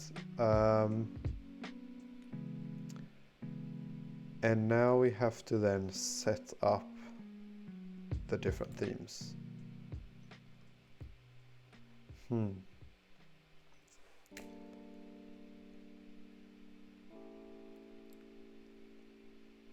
you can't map to methods, can you? Never tried it. Let's try it. Method map equals one set up dark theme. Do we have that here? No.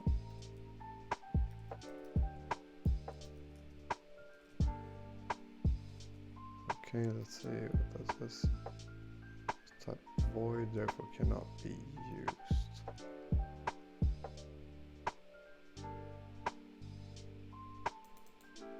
Returns a map.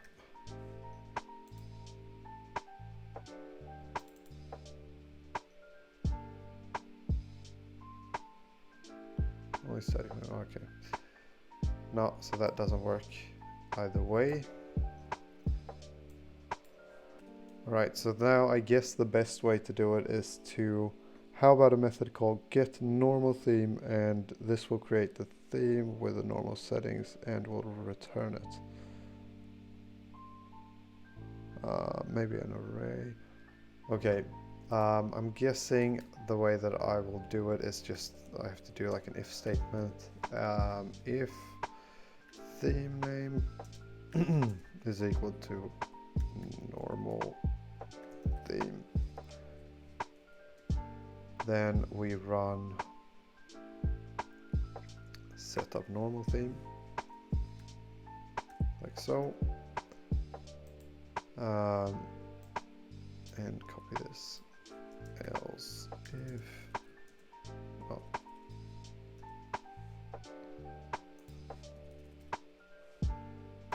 theme name is equal to dark theme, setup dark theme. Okay, and then we have to set up the map, set up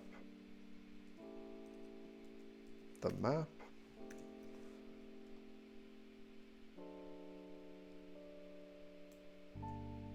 Okay, good. Now that should work. Oh yeah, we're not doing anything yet. The method was called on null. Where is that?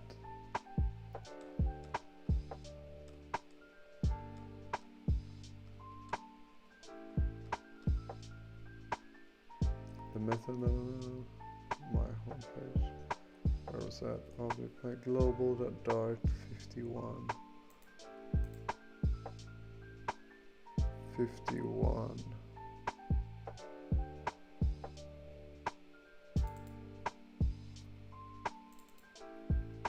Color map.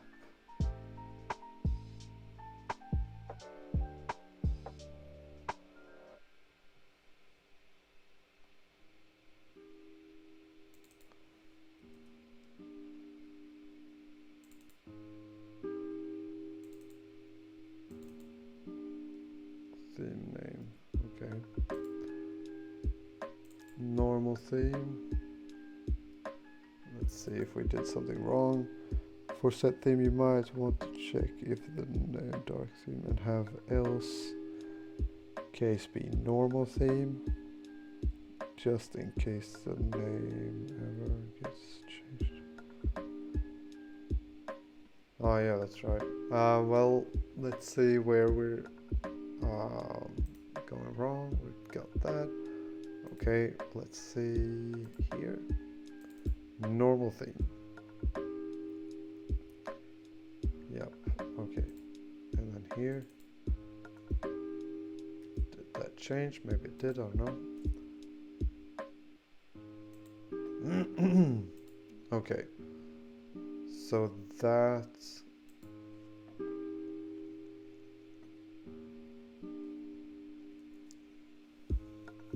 does not work.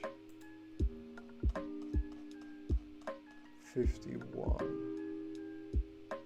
Yep, so it says on global.dart 51, that's kind of where it went wrong, I guess. Color map equals theme, and then color map accent color theme.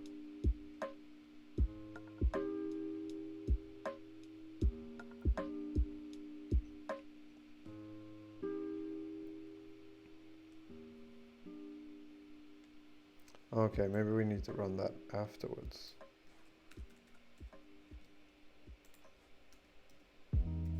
Okay, let's see if that works. Yeah, so that was the problem. The problem was there was setting up. So when we set up the theme, we set it to be equal to the dark theme and the normal theme here and here. But if we set that first, then this sets that to be an empty map basically, because it doesn't contain anything at that point. And then what we did is what we set up the normal theme and the dark theme.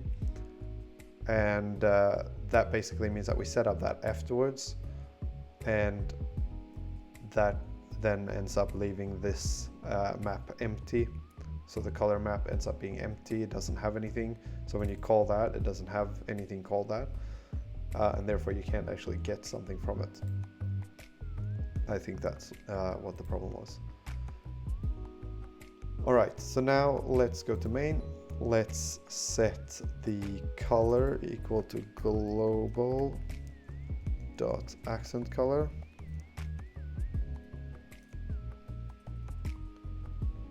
Dot accent global dot. Okay, maybe that doesn't work. User theme, because they're not static anymore. Dot accent color.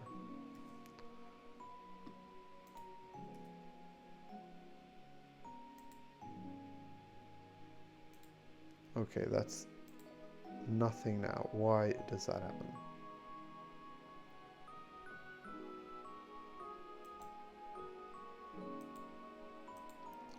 Okay, maybe we have to do this. Like so, and then set these ones to be equal to new map. Not really sure if this is the problem, but it's not initial. So now it seems like the problem that we're getting is the same problem that we had just before. So this sets that to be an empty map if we set it here, but if they're already made to be like initialized maps, then they're not null. So then it should be able to set it to be something. And then if we set these ones up afterwards, then it feels like that should bring a color, because now it doesn't really seem like it brings up a color. Okay. Have I set the accent color yet? Accent color for normal theme is that.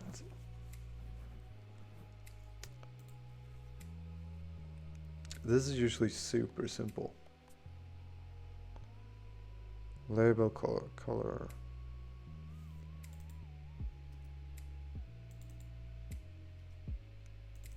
Dot text color.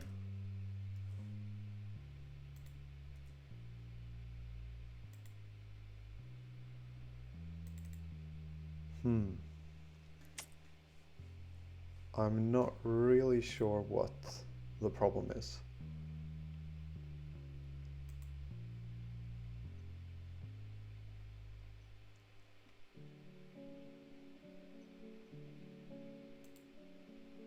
Because it feels like we're actually getting, let's just do a print statement to see what we're getting. Print,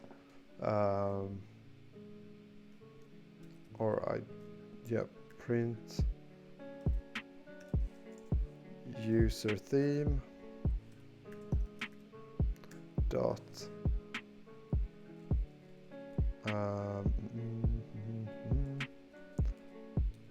accent color dot hash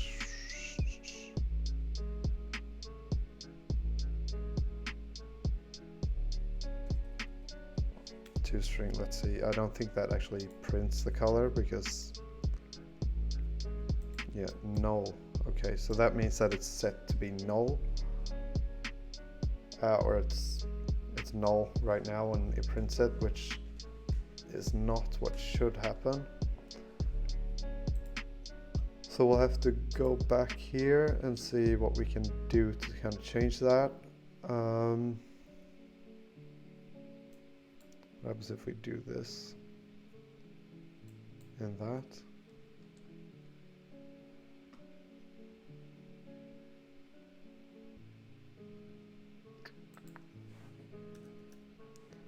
I'm just gonna have to try some things and see if we can actually get this to work. And then we'll do that. Okay, so what we're gonna do now is gonna be to just say we're gonna forget about the oh my god, it's hard to talk. We're gonna forget about the class, because apparently that's what's fucking this up. So we're just gonna have this be a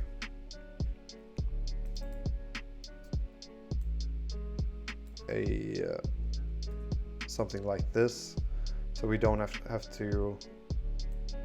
Oh my god, I'm so like lost for words. Okay, so we're forgetting about the class because of the fact that kind of screwed us up with a lot of the things that we were trying to do. If we do this, then we're no longer in trouble, so we can just have all of this set up in one place, so we don't have to worry about all the different things that didn't work. So now if we remove that, then I think what we can do is we can just say accent color, so we don't have to do all of this. Okay, I'm not sure if any of what I just said made sense, but if we now type in accent color, then I think that this should show us what we want. Okay, that doesn't show us what we want at all, does it? Hooah. Okay. Oh yeah, we might want to be set up theme, set theme, normal theme. Okay, let's run it.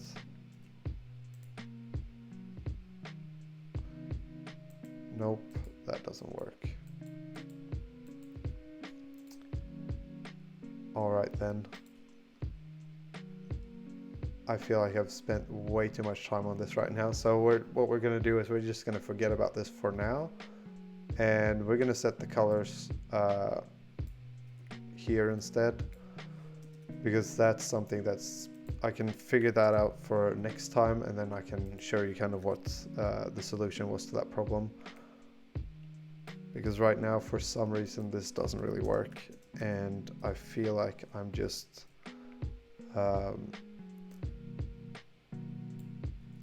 I feel like I want to build something. I want to make something happen with what I'm doing right now. So we're just going to kind of set these ones up. And we're going to get into actually making something happen on the screen. Because I feel like that's going to be more worth it.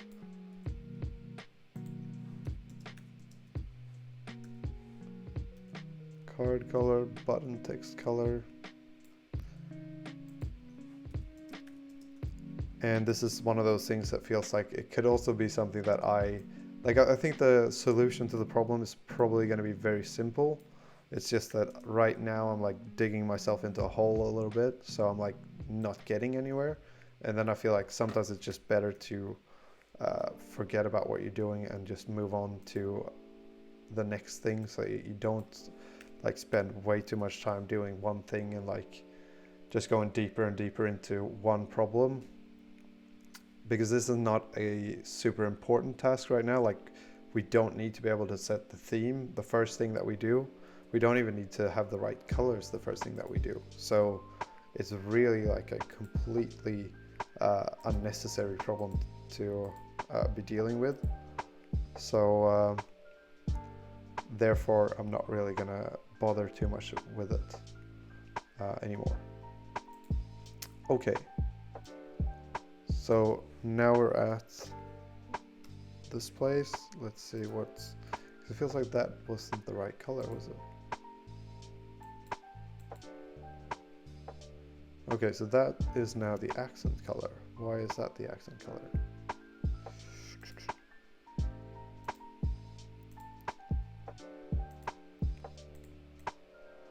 So this should be the accent color. Set that here, paste it. Okay.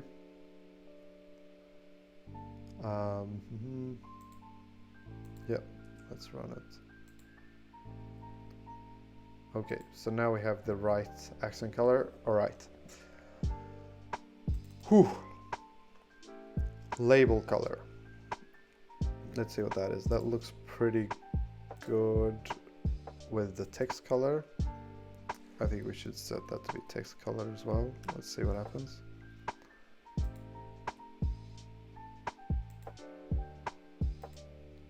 Okay, so the text color should be a lot darker.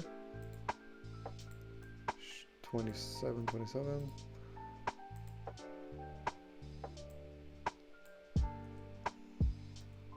Okay, and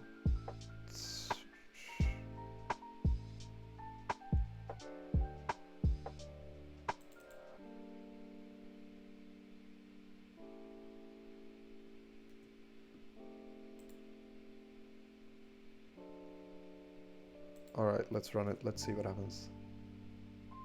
What do we get? Okay, so the text color now is the right color. We probably want the label color to be slightly lighter. So we would want that to be something like this color. So we're just going to copy that. I'm going to create a new color here. And we're going to call that color light gray color. I'm probably going to name that something different later on, but for now we're just going to call it light gray. 0xff paste 0. Alright, save, and then main, and unselected color is going to be the light gray color. Okay, and run it.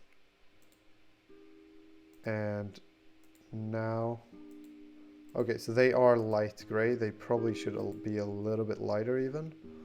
So maybe go like that, 79, 79. Maybe I should stop like doing all the cosmetics because that's not very important. Okay, let's run it.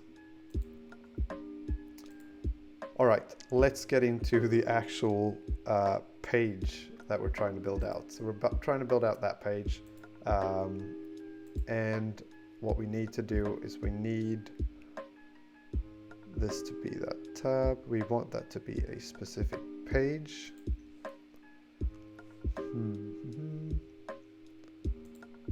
Oh yeah, so we can then load children. Oh yeah, so this can then be a list of pages. List widget, like so, and then call that pages.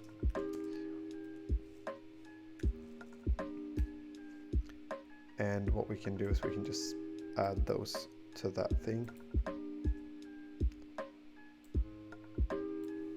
like that.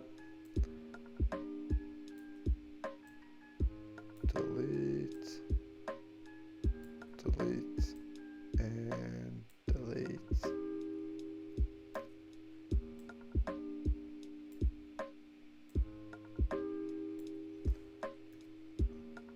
All right. Oh my god, that kind of took it out of me, like doing all the color things. Like that's when that happens, when it's like one of those problems where you feel like the solution is super simple and you're just like not getting it. That's like super annoying, and it takes a little bit of a toll, I feel like. All right, so then we can just set that to be called pages, like so. And then what we can do is we can create the different pages. So what we'll do is not a new file. We'll create a new folder, and we'll call this UI actually. Or will we? Yep, all right, let's call that UI. And then maybe add another folder inside that called the main page, main pages, like so. And this then is going to be the main like tab pages, and those are going to be the three like those three tabs. So those are like the main pages.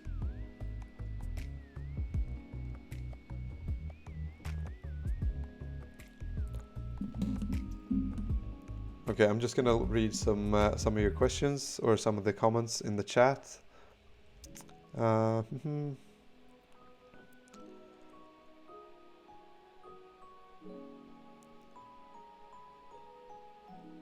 Okay.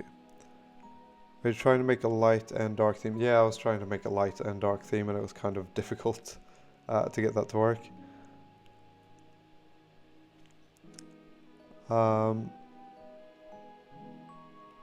I saw someone ask if I have a full-time job somewhere.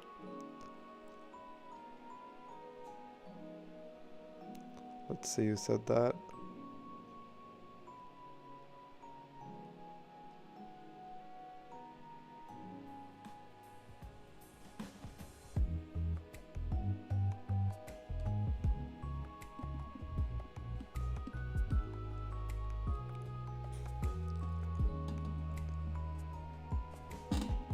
Alright, I can't see who asked that question, but I don't have a full-time job right now. Like right now I am in school, so we just went on like the summer holidays. And basically what I'm doing is doing YouTube and also doing this. And that's like my main occupation right now. I'm also doing the freelance work, but that's not like taking up too much time. So I don't really have a full-time job. Okay, let's see. Where are we? Okay, so we have that. Let's add the different pages. What do we want? We want the workout page. Oh, that should be rename workout page .dart. And then we also want the stats page .dart, and we want the, what is that going to be, the calendar page? What do we call that? Yeah, let's call that calendar page .dart. And now what we want to do is we want to start building out the actual page. Okay.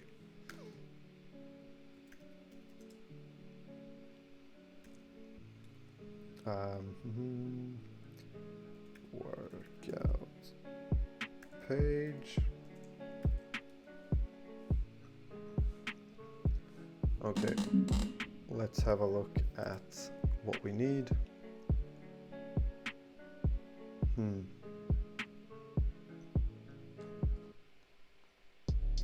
Stateless widget. Nope. We probably want this thing. Yeah. So we want that. We'll copy that and we'll paste it here.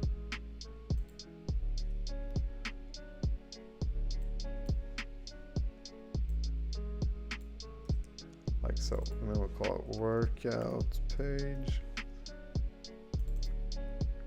Copy and paste.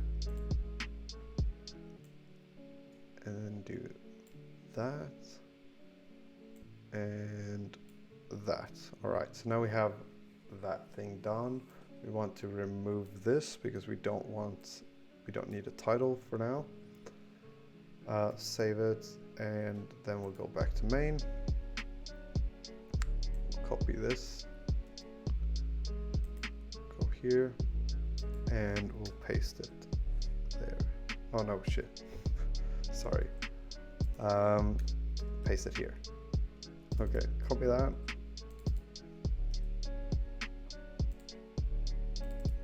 And then this thing goes there. All right. Now something is missing, one override. All right, that's good. And then we'll remove that. Okay. So we have this. Right now it doesn't return anything. What we want is to return, we want to return a container. and we want to have that be colors.blue, maybe, just to kind of test it. And what we need to do now, we need to import the page. So we do something like this. Workout page,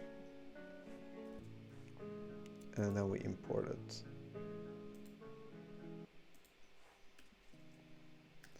Workout page, okay. Import library. All right, so now we have that, and that should then go in the middle. It should be the middle container. So now if we run it, we should get a blue container in the middle here. So if we press this one, we get a blue container, which is what we wanted.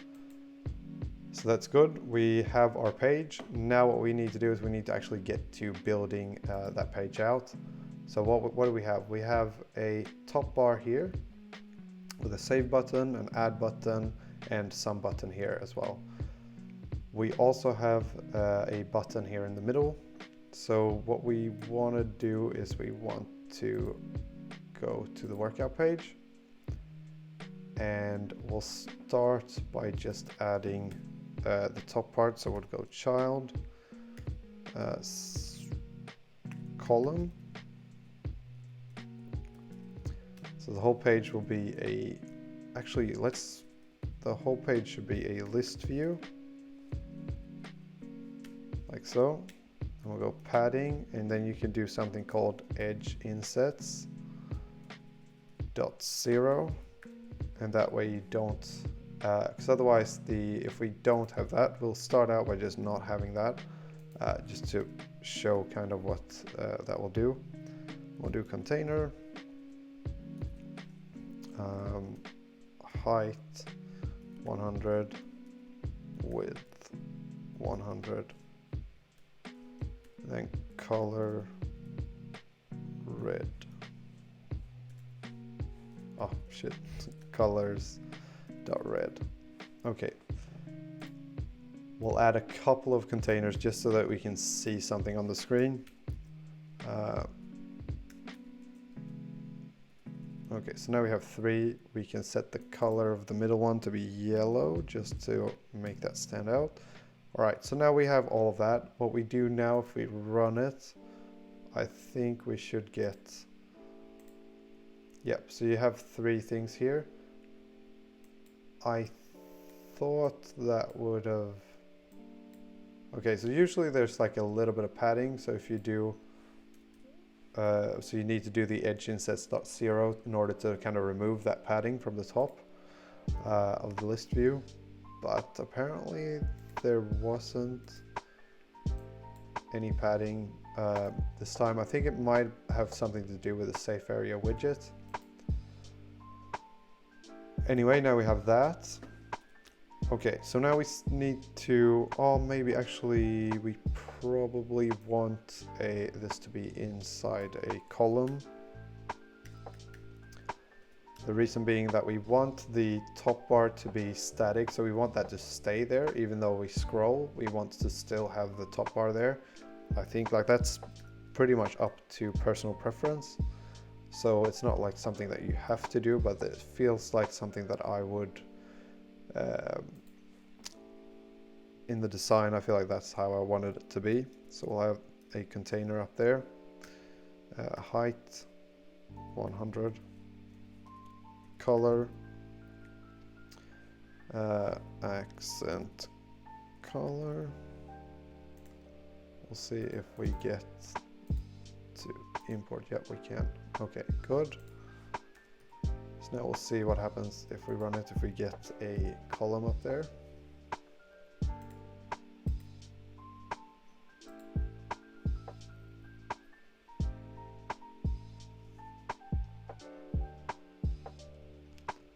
All right, let's see. Vertical viewpoint was given. Okay.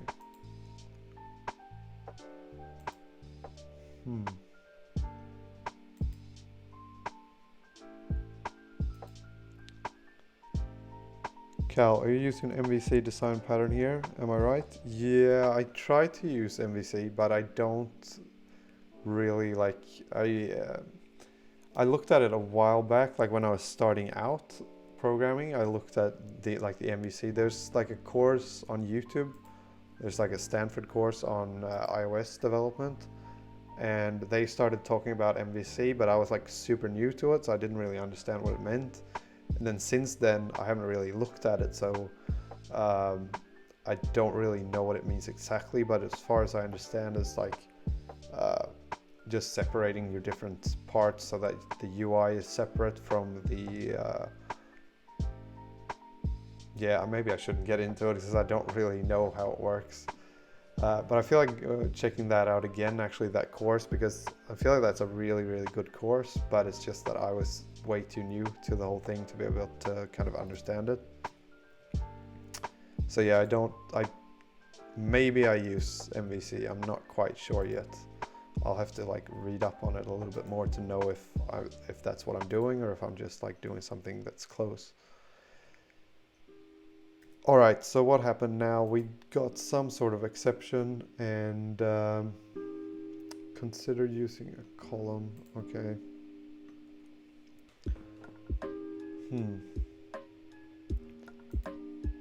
One thing that we could do is we could do this, and we could have a container like so, and then child, and that could be the list view here. Because the problem is for some reason, there's a problem of like, I believe it is the problem of the list view. So the list view has like an infinite height because you can scroll it infinitely. And that becomes a problem if you have that inside of a column. I don't really know why that is, but apparently that's what happened now. So what you can do is you can wrap the list view in a container.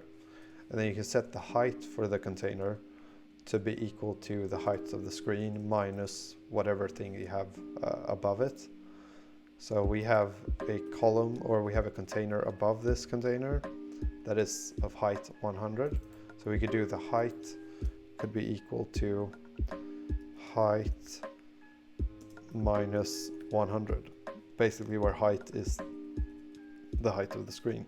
It's media query dot of context dot height, nope, size dot height minus 100.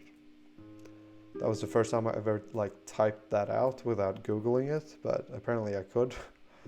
Okay, so that then should solve our problems. So if we run it now, so we get this thing, which is good. Now that says, I don't know if you can see that, but it says overflowed by 126 pixels. So what you can do then is 226. And then if we run it, we should remove, so we don't have that anymore. And if we copy this and just add a ton of more like containers, then I think we still should get, it should still work. Okay, let's run it. So you see that it goes all the way to the bottom and all the way to the top. So that works the way that we wanted it to work. Now we'll remove all of the containers from this because that's not what we want right now. The children should probably be a method here that we can then set to be so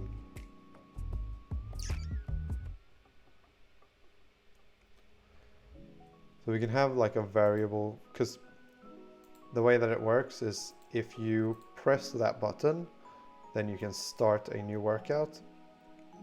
And then once you have started a new workout, then you get to this page. So what we want is to be able to, if there's no workout started, then we want to show the button. If there is a workout started, then we want to show that workout. So the way that we could do that is like use a bool for now called workout started equals false, and then what we can do is we can have a list of widgets called get body maybe.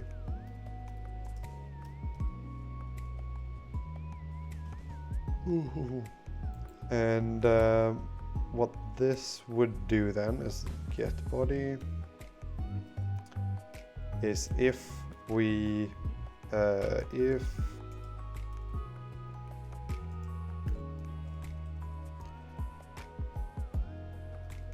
actually we could do something like that. Return workout started and then question mark, and then we return a, if the workout is not started, then we return a container height equals 100, color equals colors dot blue. Oh no, we need to do red actually. And if, I don't know which one is which, but we want to return one if the workout is started and one if the workout is not started. So return container. Okay. And then we'll go height 100, colors dot yellow. Okay.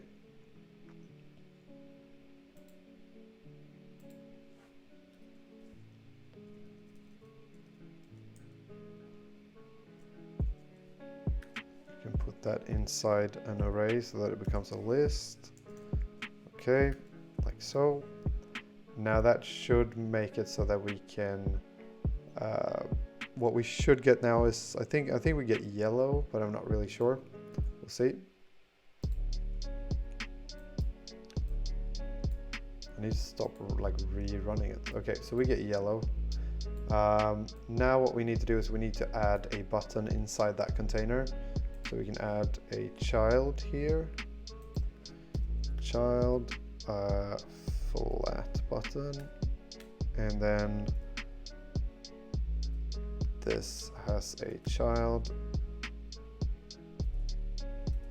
text, and I can say press me just for now, and then on pressed, what we do is we do this. Okay, and then we set the workout started question mark, workout started equals false, or workout started equals true. Okay, I think that's the way that it should go.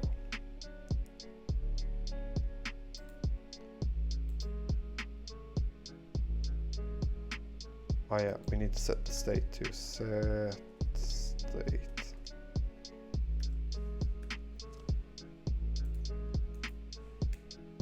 Set state.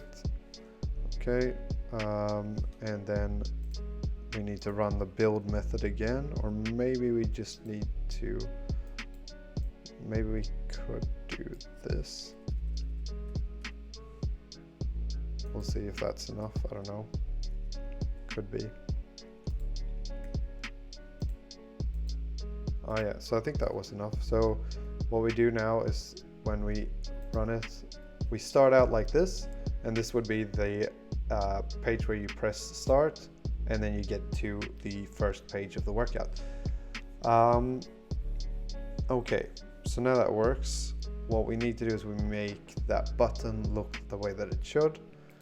This should be the background color. So this should be background color. All right, that looks better. And this should then be like 500 maybe.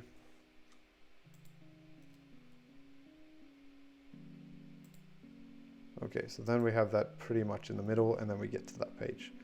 All right. That should be a floating action button, and it should be maybe like that. So let's run it again. All right, pretty good. Let's add some padding. Edge incest.all.100. I don't know what that will do, but okay, that makes it a little bit better. Let's go 120. Okay, I think that's a good size for it to be. Let's go icon,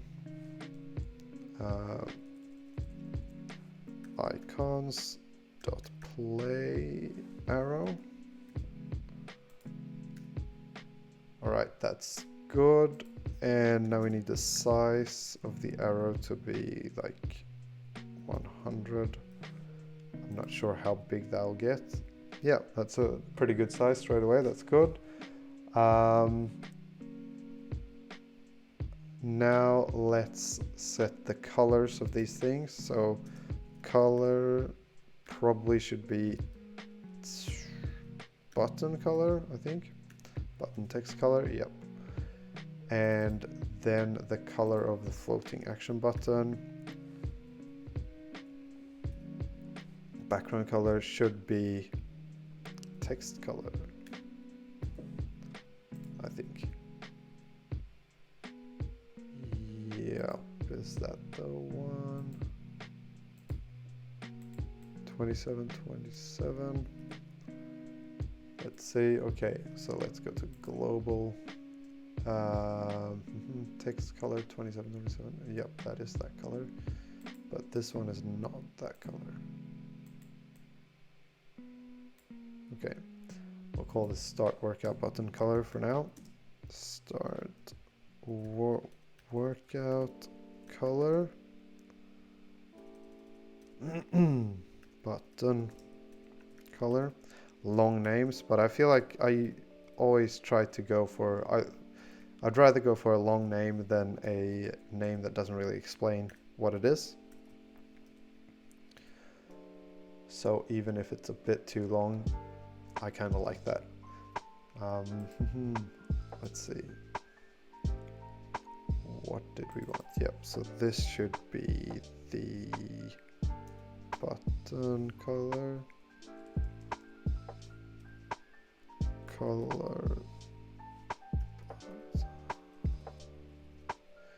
Oh, forget what I called it. Start workout color.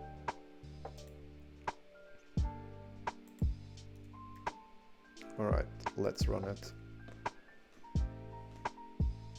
There we go. Let's see where we're at. There we are. Okay, so that looks a little bit better. We don't want that to be yellow, so that should not even have a background color for now. Oh shit. Okay, good. Let's run it again. There we go. Now that's starting to look a little bit like what we have here. The next thing we want that to be, because as you see, like there's no real shadow here, but we want a little bit of a shadow. So what we're going to do is we're going to add that. I'm a little bit all over the place, I feel like, but I'm just going to add that as my oh, I don't know what I was saying. Elevation, nope.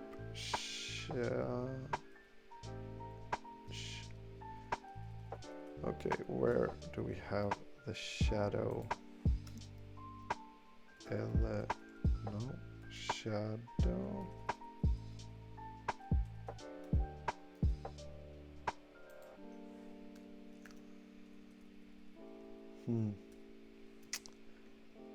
Okay.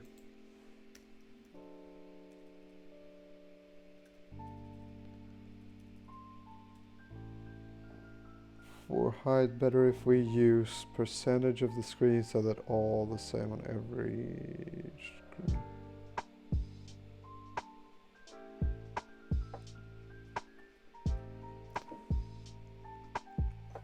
Yeah, I'm not sure if it's because someone asked if it's better to use, or not asked, I don't know what if they asked or said, but that it might be better to use a percentage of the screen for the height. So when we're setting, let's see, when we're setting this to be the height of the screen minus 226 pixels,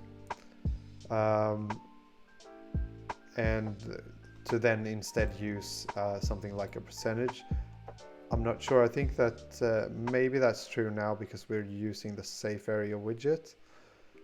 But in this case, if let's say that the safe area widget is the same size on every screen, I don't think that it is, but let's say that it is for now, then we don't really need to use percentages, because I feel like we're always going to do the height minus these amount of pixels, and then probably minus these amount of pixels, like the height of the tab bar. And that might also be something that is dependent on the screen. I don't know. Like for now, for this specific purpose of just like building the first iteration of the app out, I'm just going to use this. I think there is better ways to do that as well, but I think you can use something like you wouldn't normally use this, because this is kind of like you're hard coding the height of the screen to be something specific. I feel like you normally use, like there's other widgets you can use, like the what's it called, like the expanded widget or something like that. But I usually don't get that to work very well, so I need to look into that a little bit more before I start like using it properly. But yeah, usually you would probably use percentages. Okay, so now we have this that looks pretty good. The height of the top thing is probably going to be 80, I think. So then we need to do this. Yeah, does that look better? Looks a little bit better, not exactly where I want it. So maybe 70, and this would then be 196. All right, so that's a little bit better now. What we want to do here is we want to add a child and then a row. Oh no, actually that's where we want to add a stack, right? Okay, so we want a stack here, and that stack is going to contain children, a button. Let's just see, because what we want to do is we want to have a button that's like halfway, like passing over another object, which is a little bit difficult. So let's see, child text hello colors dot red. Okay, and then go on pressed.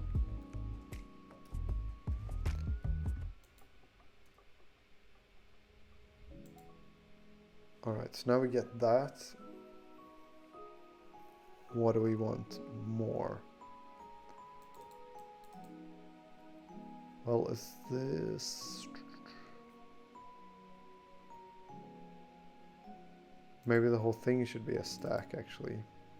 Okay, stack instead. And then we won't do that. Okay.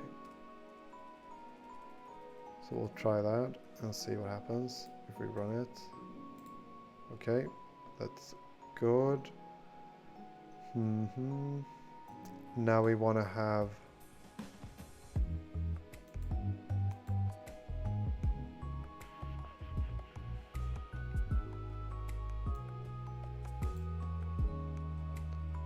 Okay, so now we want to add the button. So let's say flat button. Or let's just go container for now. That's easier to use. Container. We'll go height, and that can be just 50 for now. And we'll set the width to be 50 as well. And the color should be the text color. Okay, now let's run it. Oh, shit.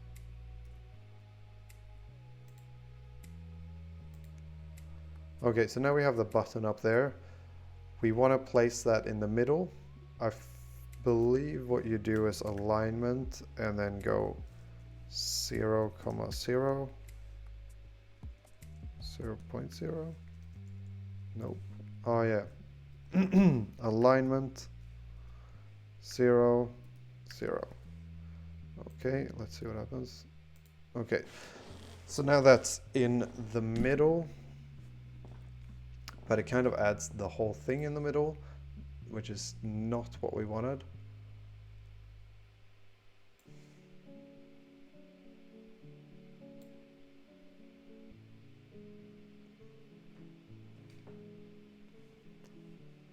Okay,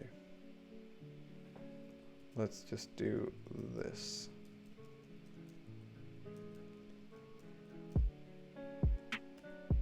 Okay, now we have that, and the container width is equal to width of the screen. Let's just do that actually. You can do constraints, and then you can do box constraints, dot expand, height equals, what do we set it to, 60, 70. All right, run it, there we go, that's good. Now we want to place that in the right place. Okay, so alignment 0, 0, save, run it. Right, now we have that in the middle, which is good. That's where we wanted it. But we want to place it a little bit lower. So let's do container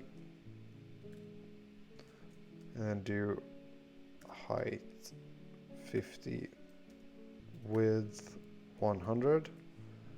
All right. And now we'll add a margin. So margin edge insets dot only. Set it to be the top. 50. We'll see what happens. I'm not really sure whether this actually solves the problem. Yep, colors dot black.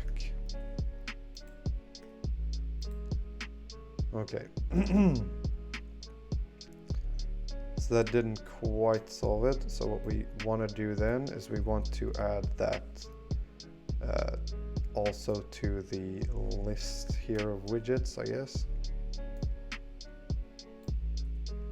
So something like that. This way we are now being able to, or we're going to be able to, let's see. This way now, all of these things are in a stack. So basically this one is going to end up on top of the other things. So we want to have this at the bottom. So we want that somewhere like here, I think. Because then that's going to be at the bottom. So basically you're stacking different widgets on top of each other, and the ones that are first are going to be the ones that are at the bottom, if I remember correctly. Yep, so I think that's what happened now.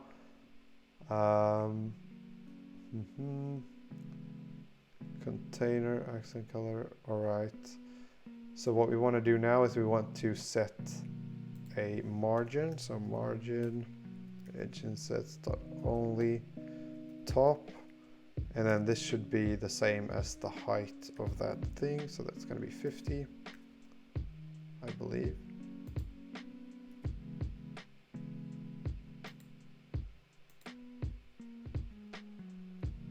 Okay, so that did not do what I wanted it to do.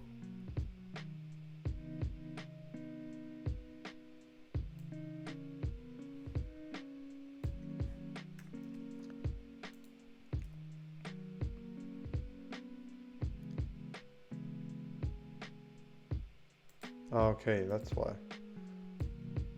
Let's just remove that.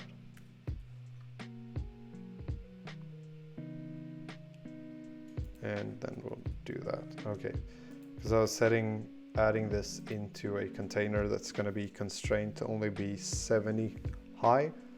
So now what we need to do is we need to add another container here. So let's copy this, because we want to set this color to be background color. All right, now we're getting closer. And then here we have a container. And then we can do, and then this is going to be the green container. So this is going to be constraints box constraints.expand height 50. Okay. Actually paste, right, good. Remove that. Okay, so now what we're getting is we're gonna get that. Okay, that's good. This thing then has to be at the top of the screen, so we want to remove that, I think. Okay, so now we have that at the top of the screen. We want this to be 30 maybe. Okay, so that's going to be pretty good. Since that is the height of 50, the top bar, we want it to be in the middle. So we'll set that to be 25. And then we'll do this. All right. This thing should maybe be like 70.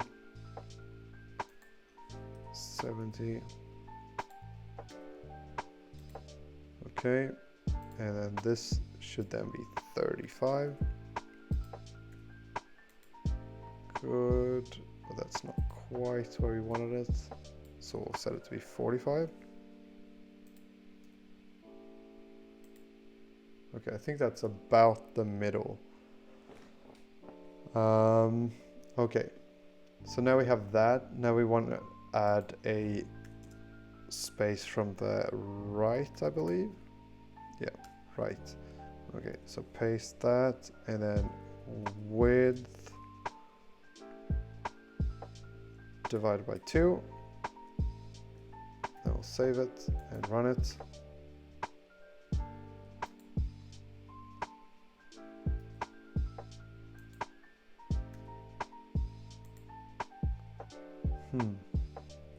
Okay, so this, I'm trying to add edge insets. Oh, lift.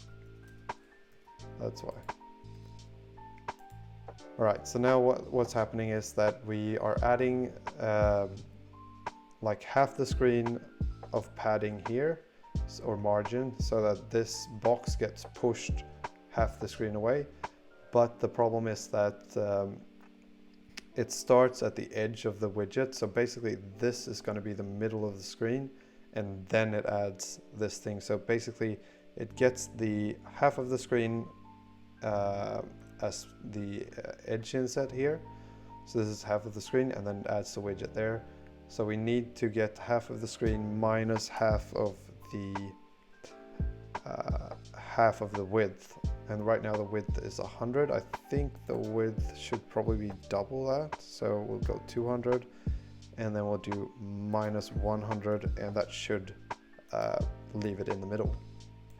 Okay, so that does leave it in the middle. It's probably a little bit too big, so we'll go 150. Half of 150, what is that? That's like 75, right?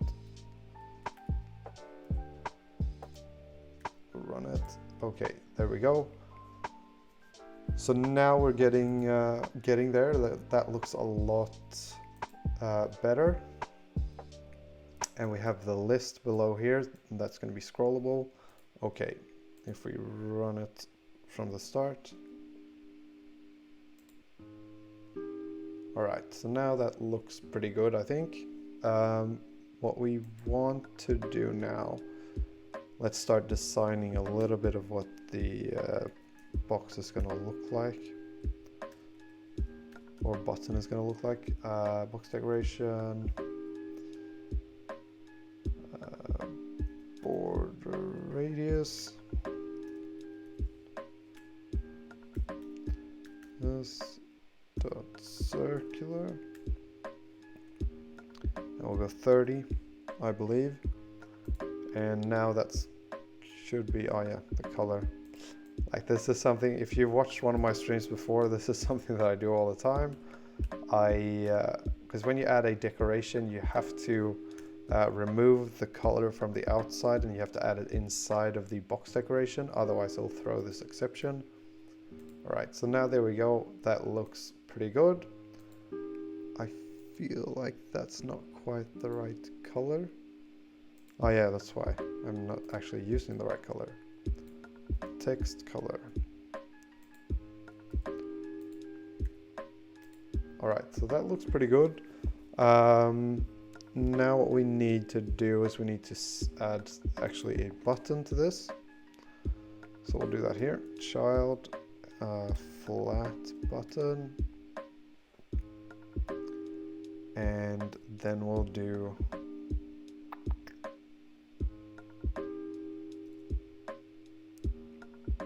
what do we do? Child text. And this is going to be total reps 100, let's say. And then on pressed. Okay. There we go. Now it says total reps up there, but it's like super small, so, or black. So we need to start adding some text styles. So what we'll do is we'll go to the global and we'll add some text styles. So text style, button text style equals new text style, and we'll go font family Avenir, always use Avenir, and then we'll go with the font color, font weight. This should be bold, so font weight, this is where you set the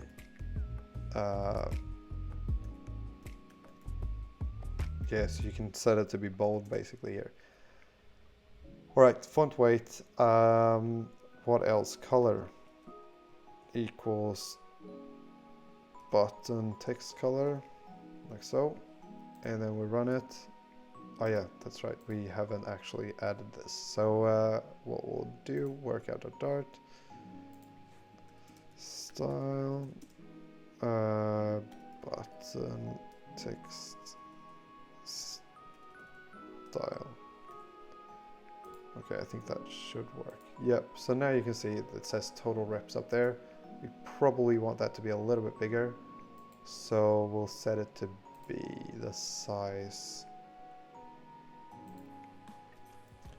here, size equals 30, let's say.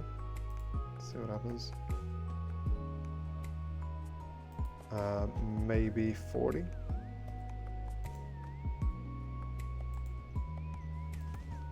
Okay, so it might be that that's as big as it goes because of the fact that the height of the button is a little bit too small, maybe, I don't know. Let's say if we set that to be 60, just to see what happens. Okay, and then that's 160.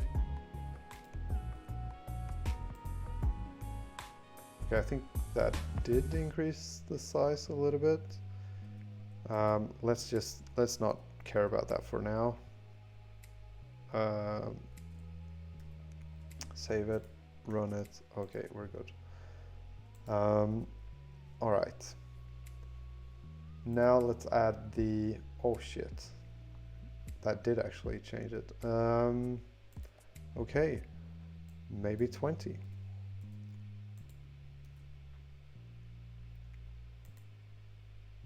Total reps 100. Okay, maybe that's 15 then.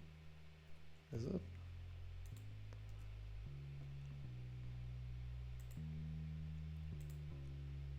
Okay, 15 will work for now, I guess. All right. Now what we want to do is we want to add the save and the add button. So let's do that.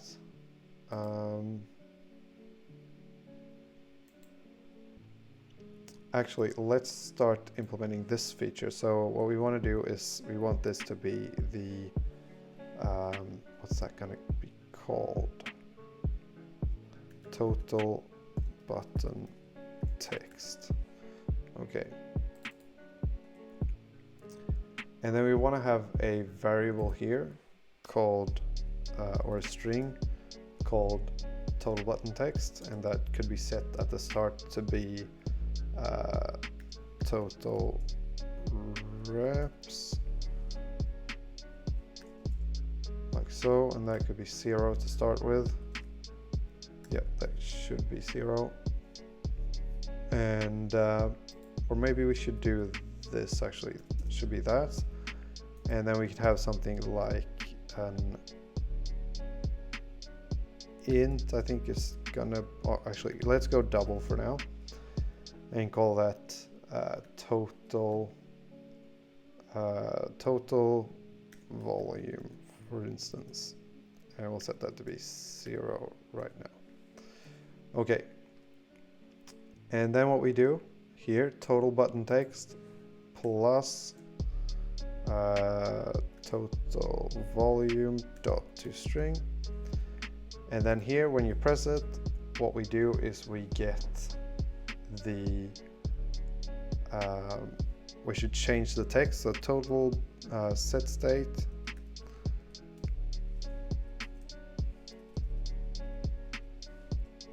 and then depending on which time it's been pressed, we'll get a different thing. So what we'll do is we'll have a map called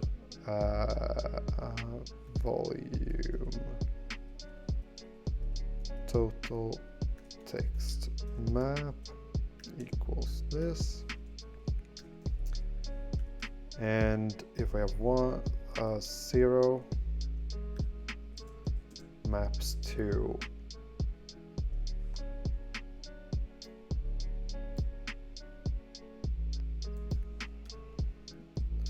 so what we'll do is we'll have a total reps like so.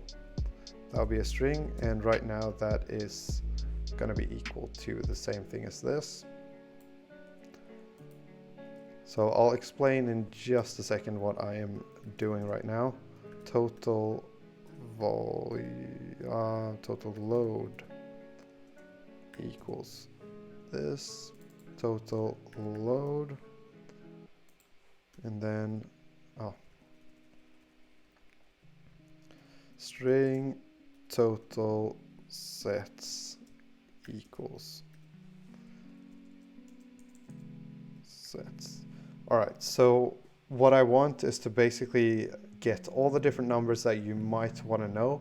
So the most important ones when you're working out would be how many reps have I done, and how much weight have I lifted, and also how many sets have I done.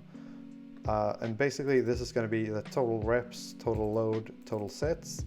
What we do is we make a map here where 0 maps to total reps. This is just to kind of keep track of where we're at in the where we're at currently, in the button presses, because each time you press it, it's going to change the text to be either the reps, sets, or the weight. So let's see which one this is. Total load, and load is going to be the weight. So how much weight have you lifted? That's the load of the workout. Total sets. All right. Then we need to add that in here. Yep, so we need to add that there. And that can actually be in here because it's always going to refer to the ones on the outside, so it doesn't really matter. All right, so then this one, and then we have an int here as well. Int total button press equals 0. All right, and then this one will then be equal to let's say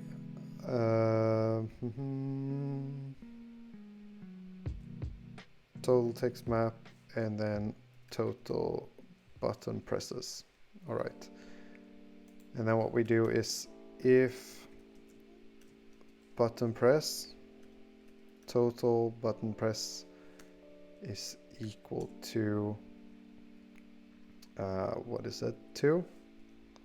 Yep, so 2 is the biggest one. Then set it to be equal to button presses equal to 0. Okay, else we'll increment it. So total button presses plus plus.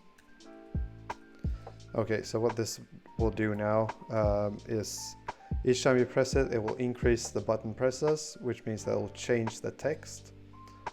So what that should do if we run it is it should do, so total reps there, total load, total sets, total reps, total load, total sets. Okay, so you can just switch between all of them and see all of them. The next thing that we want to do, total volume. All right, we want to get total reps,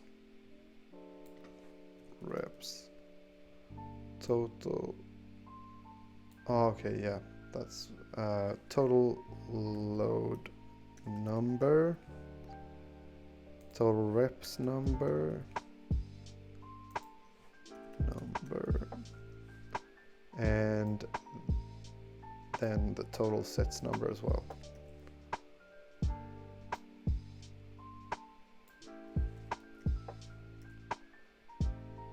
All right, so now we have all of those numbers set up. What we do here is we can do then plus total reps dot toString, and then we'll do the same thing for all of them. And that way we're then able to also set, we're going to be able to set the total reps, total sets, and all that stuff anywhere within the app, and then that's going to change this thing as soon as we, I think that's going to change that thing as soon as we tap on it. So basically it should do something like this: total load, total sets, and then we save it. All right, so what should happen now is it should do total load plus actually total load number plus plus total reps number plus plus total sets number plus plus. Okay, so now what should happen is it should change both the text, and it should also change the number.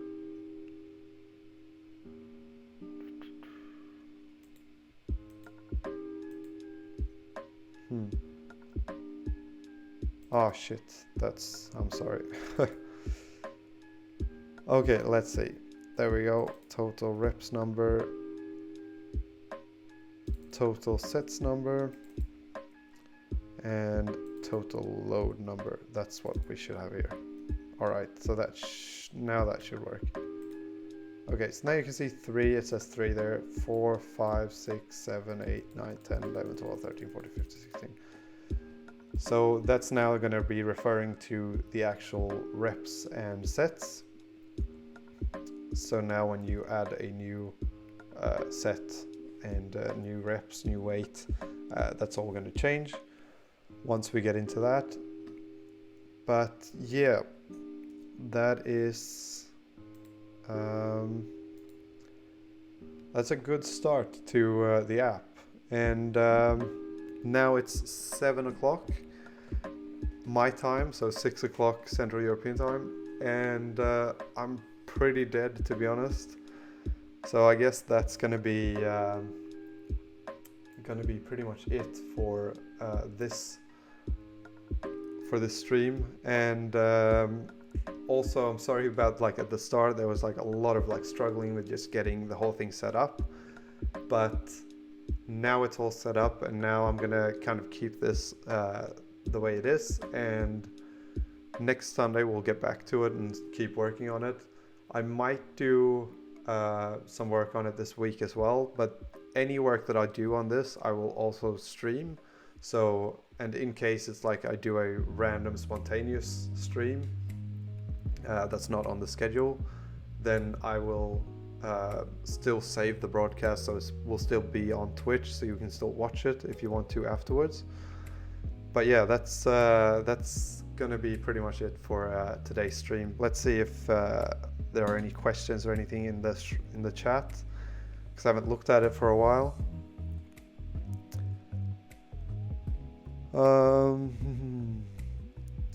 Is there any way to refactor the... Hi, you work on what? Sorry for my English. Okay, so what you can do, something I said at the beginning, is that you can type in exclamation mark and commands. And if you do that, you can get all of the different commands that I've added. So you can get the project, you'll get information about the project, you can type in that and get the channel, schedule, and all the different things that you might want to see. The schedule right now is going to be Sundays this time, and then Tuesday and Thursday. But Tuesdays and Thursdays is going to be just like building some other app or something that I'm building at that time. This week I will be probably building a website, like a portfolio website, using Python and Flask. That's the plan, at least. And also those days are not going to be as strict. Like sometimes I might make it, sometimes I might not make it, but Sundays is basically going to be my like standard. That's the day that I will try to always be able to actually stream and keep building on this app. So yeah, that's it for the stream. I hope you enjoyed it, and thank you for coming and hanging out and being a little bit active in the chat as well. I really appreciate that. So thank you for watching. I'll see you in the next stream.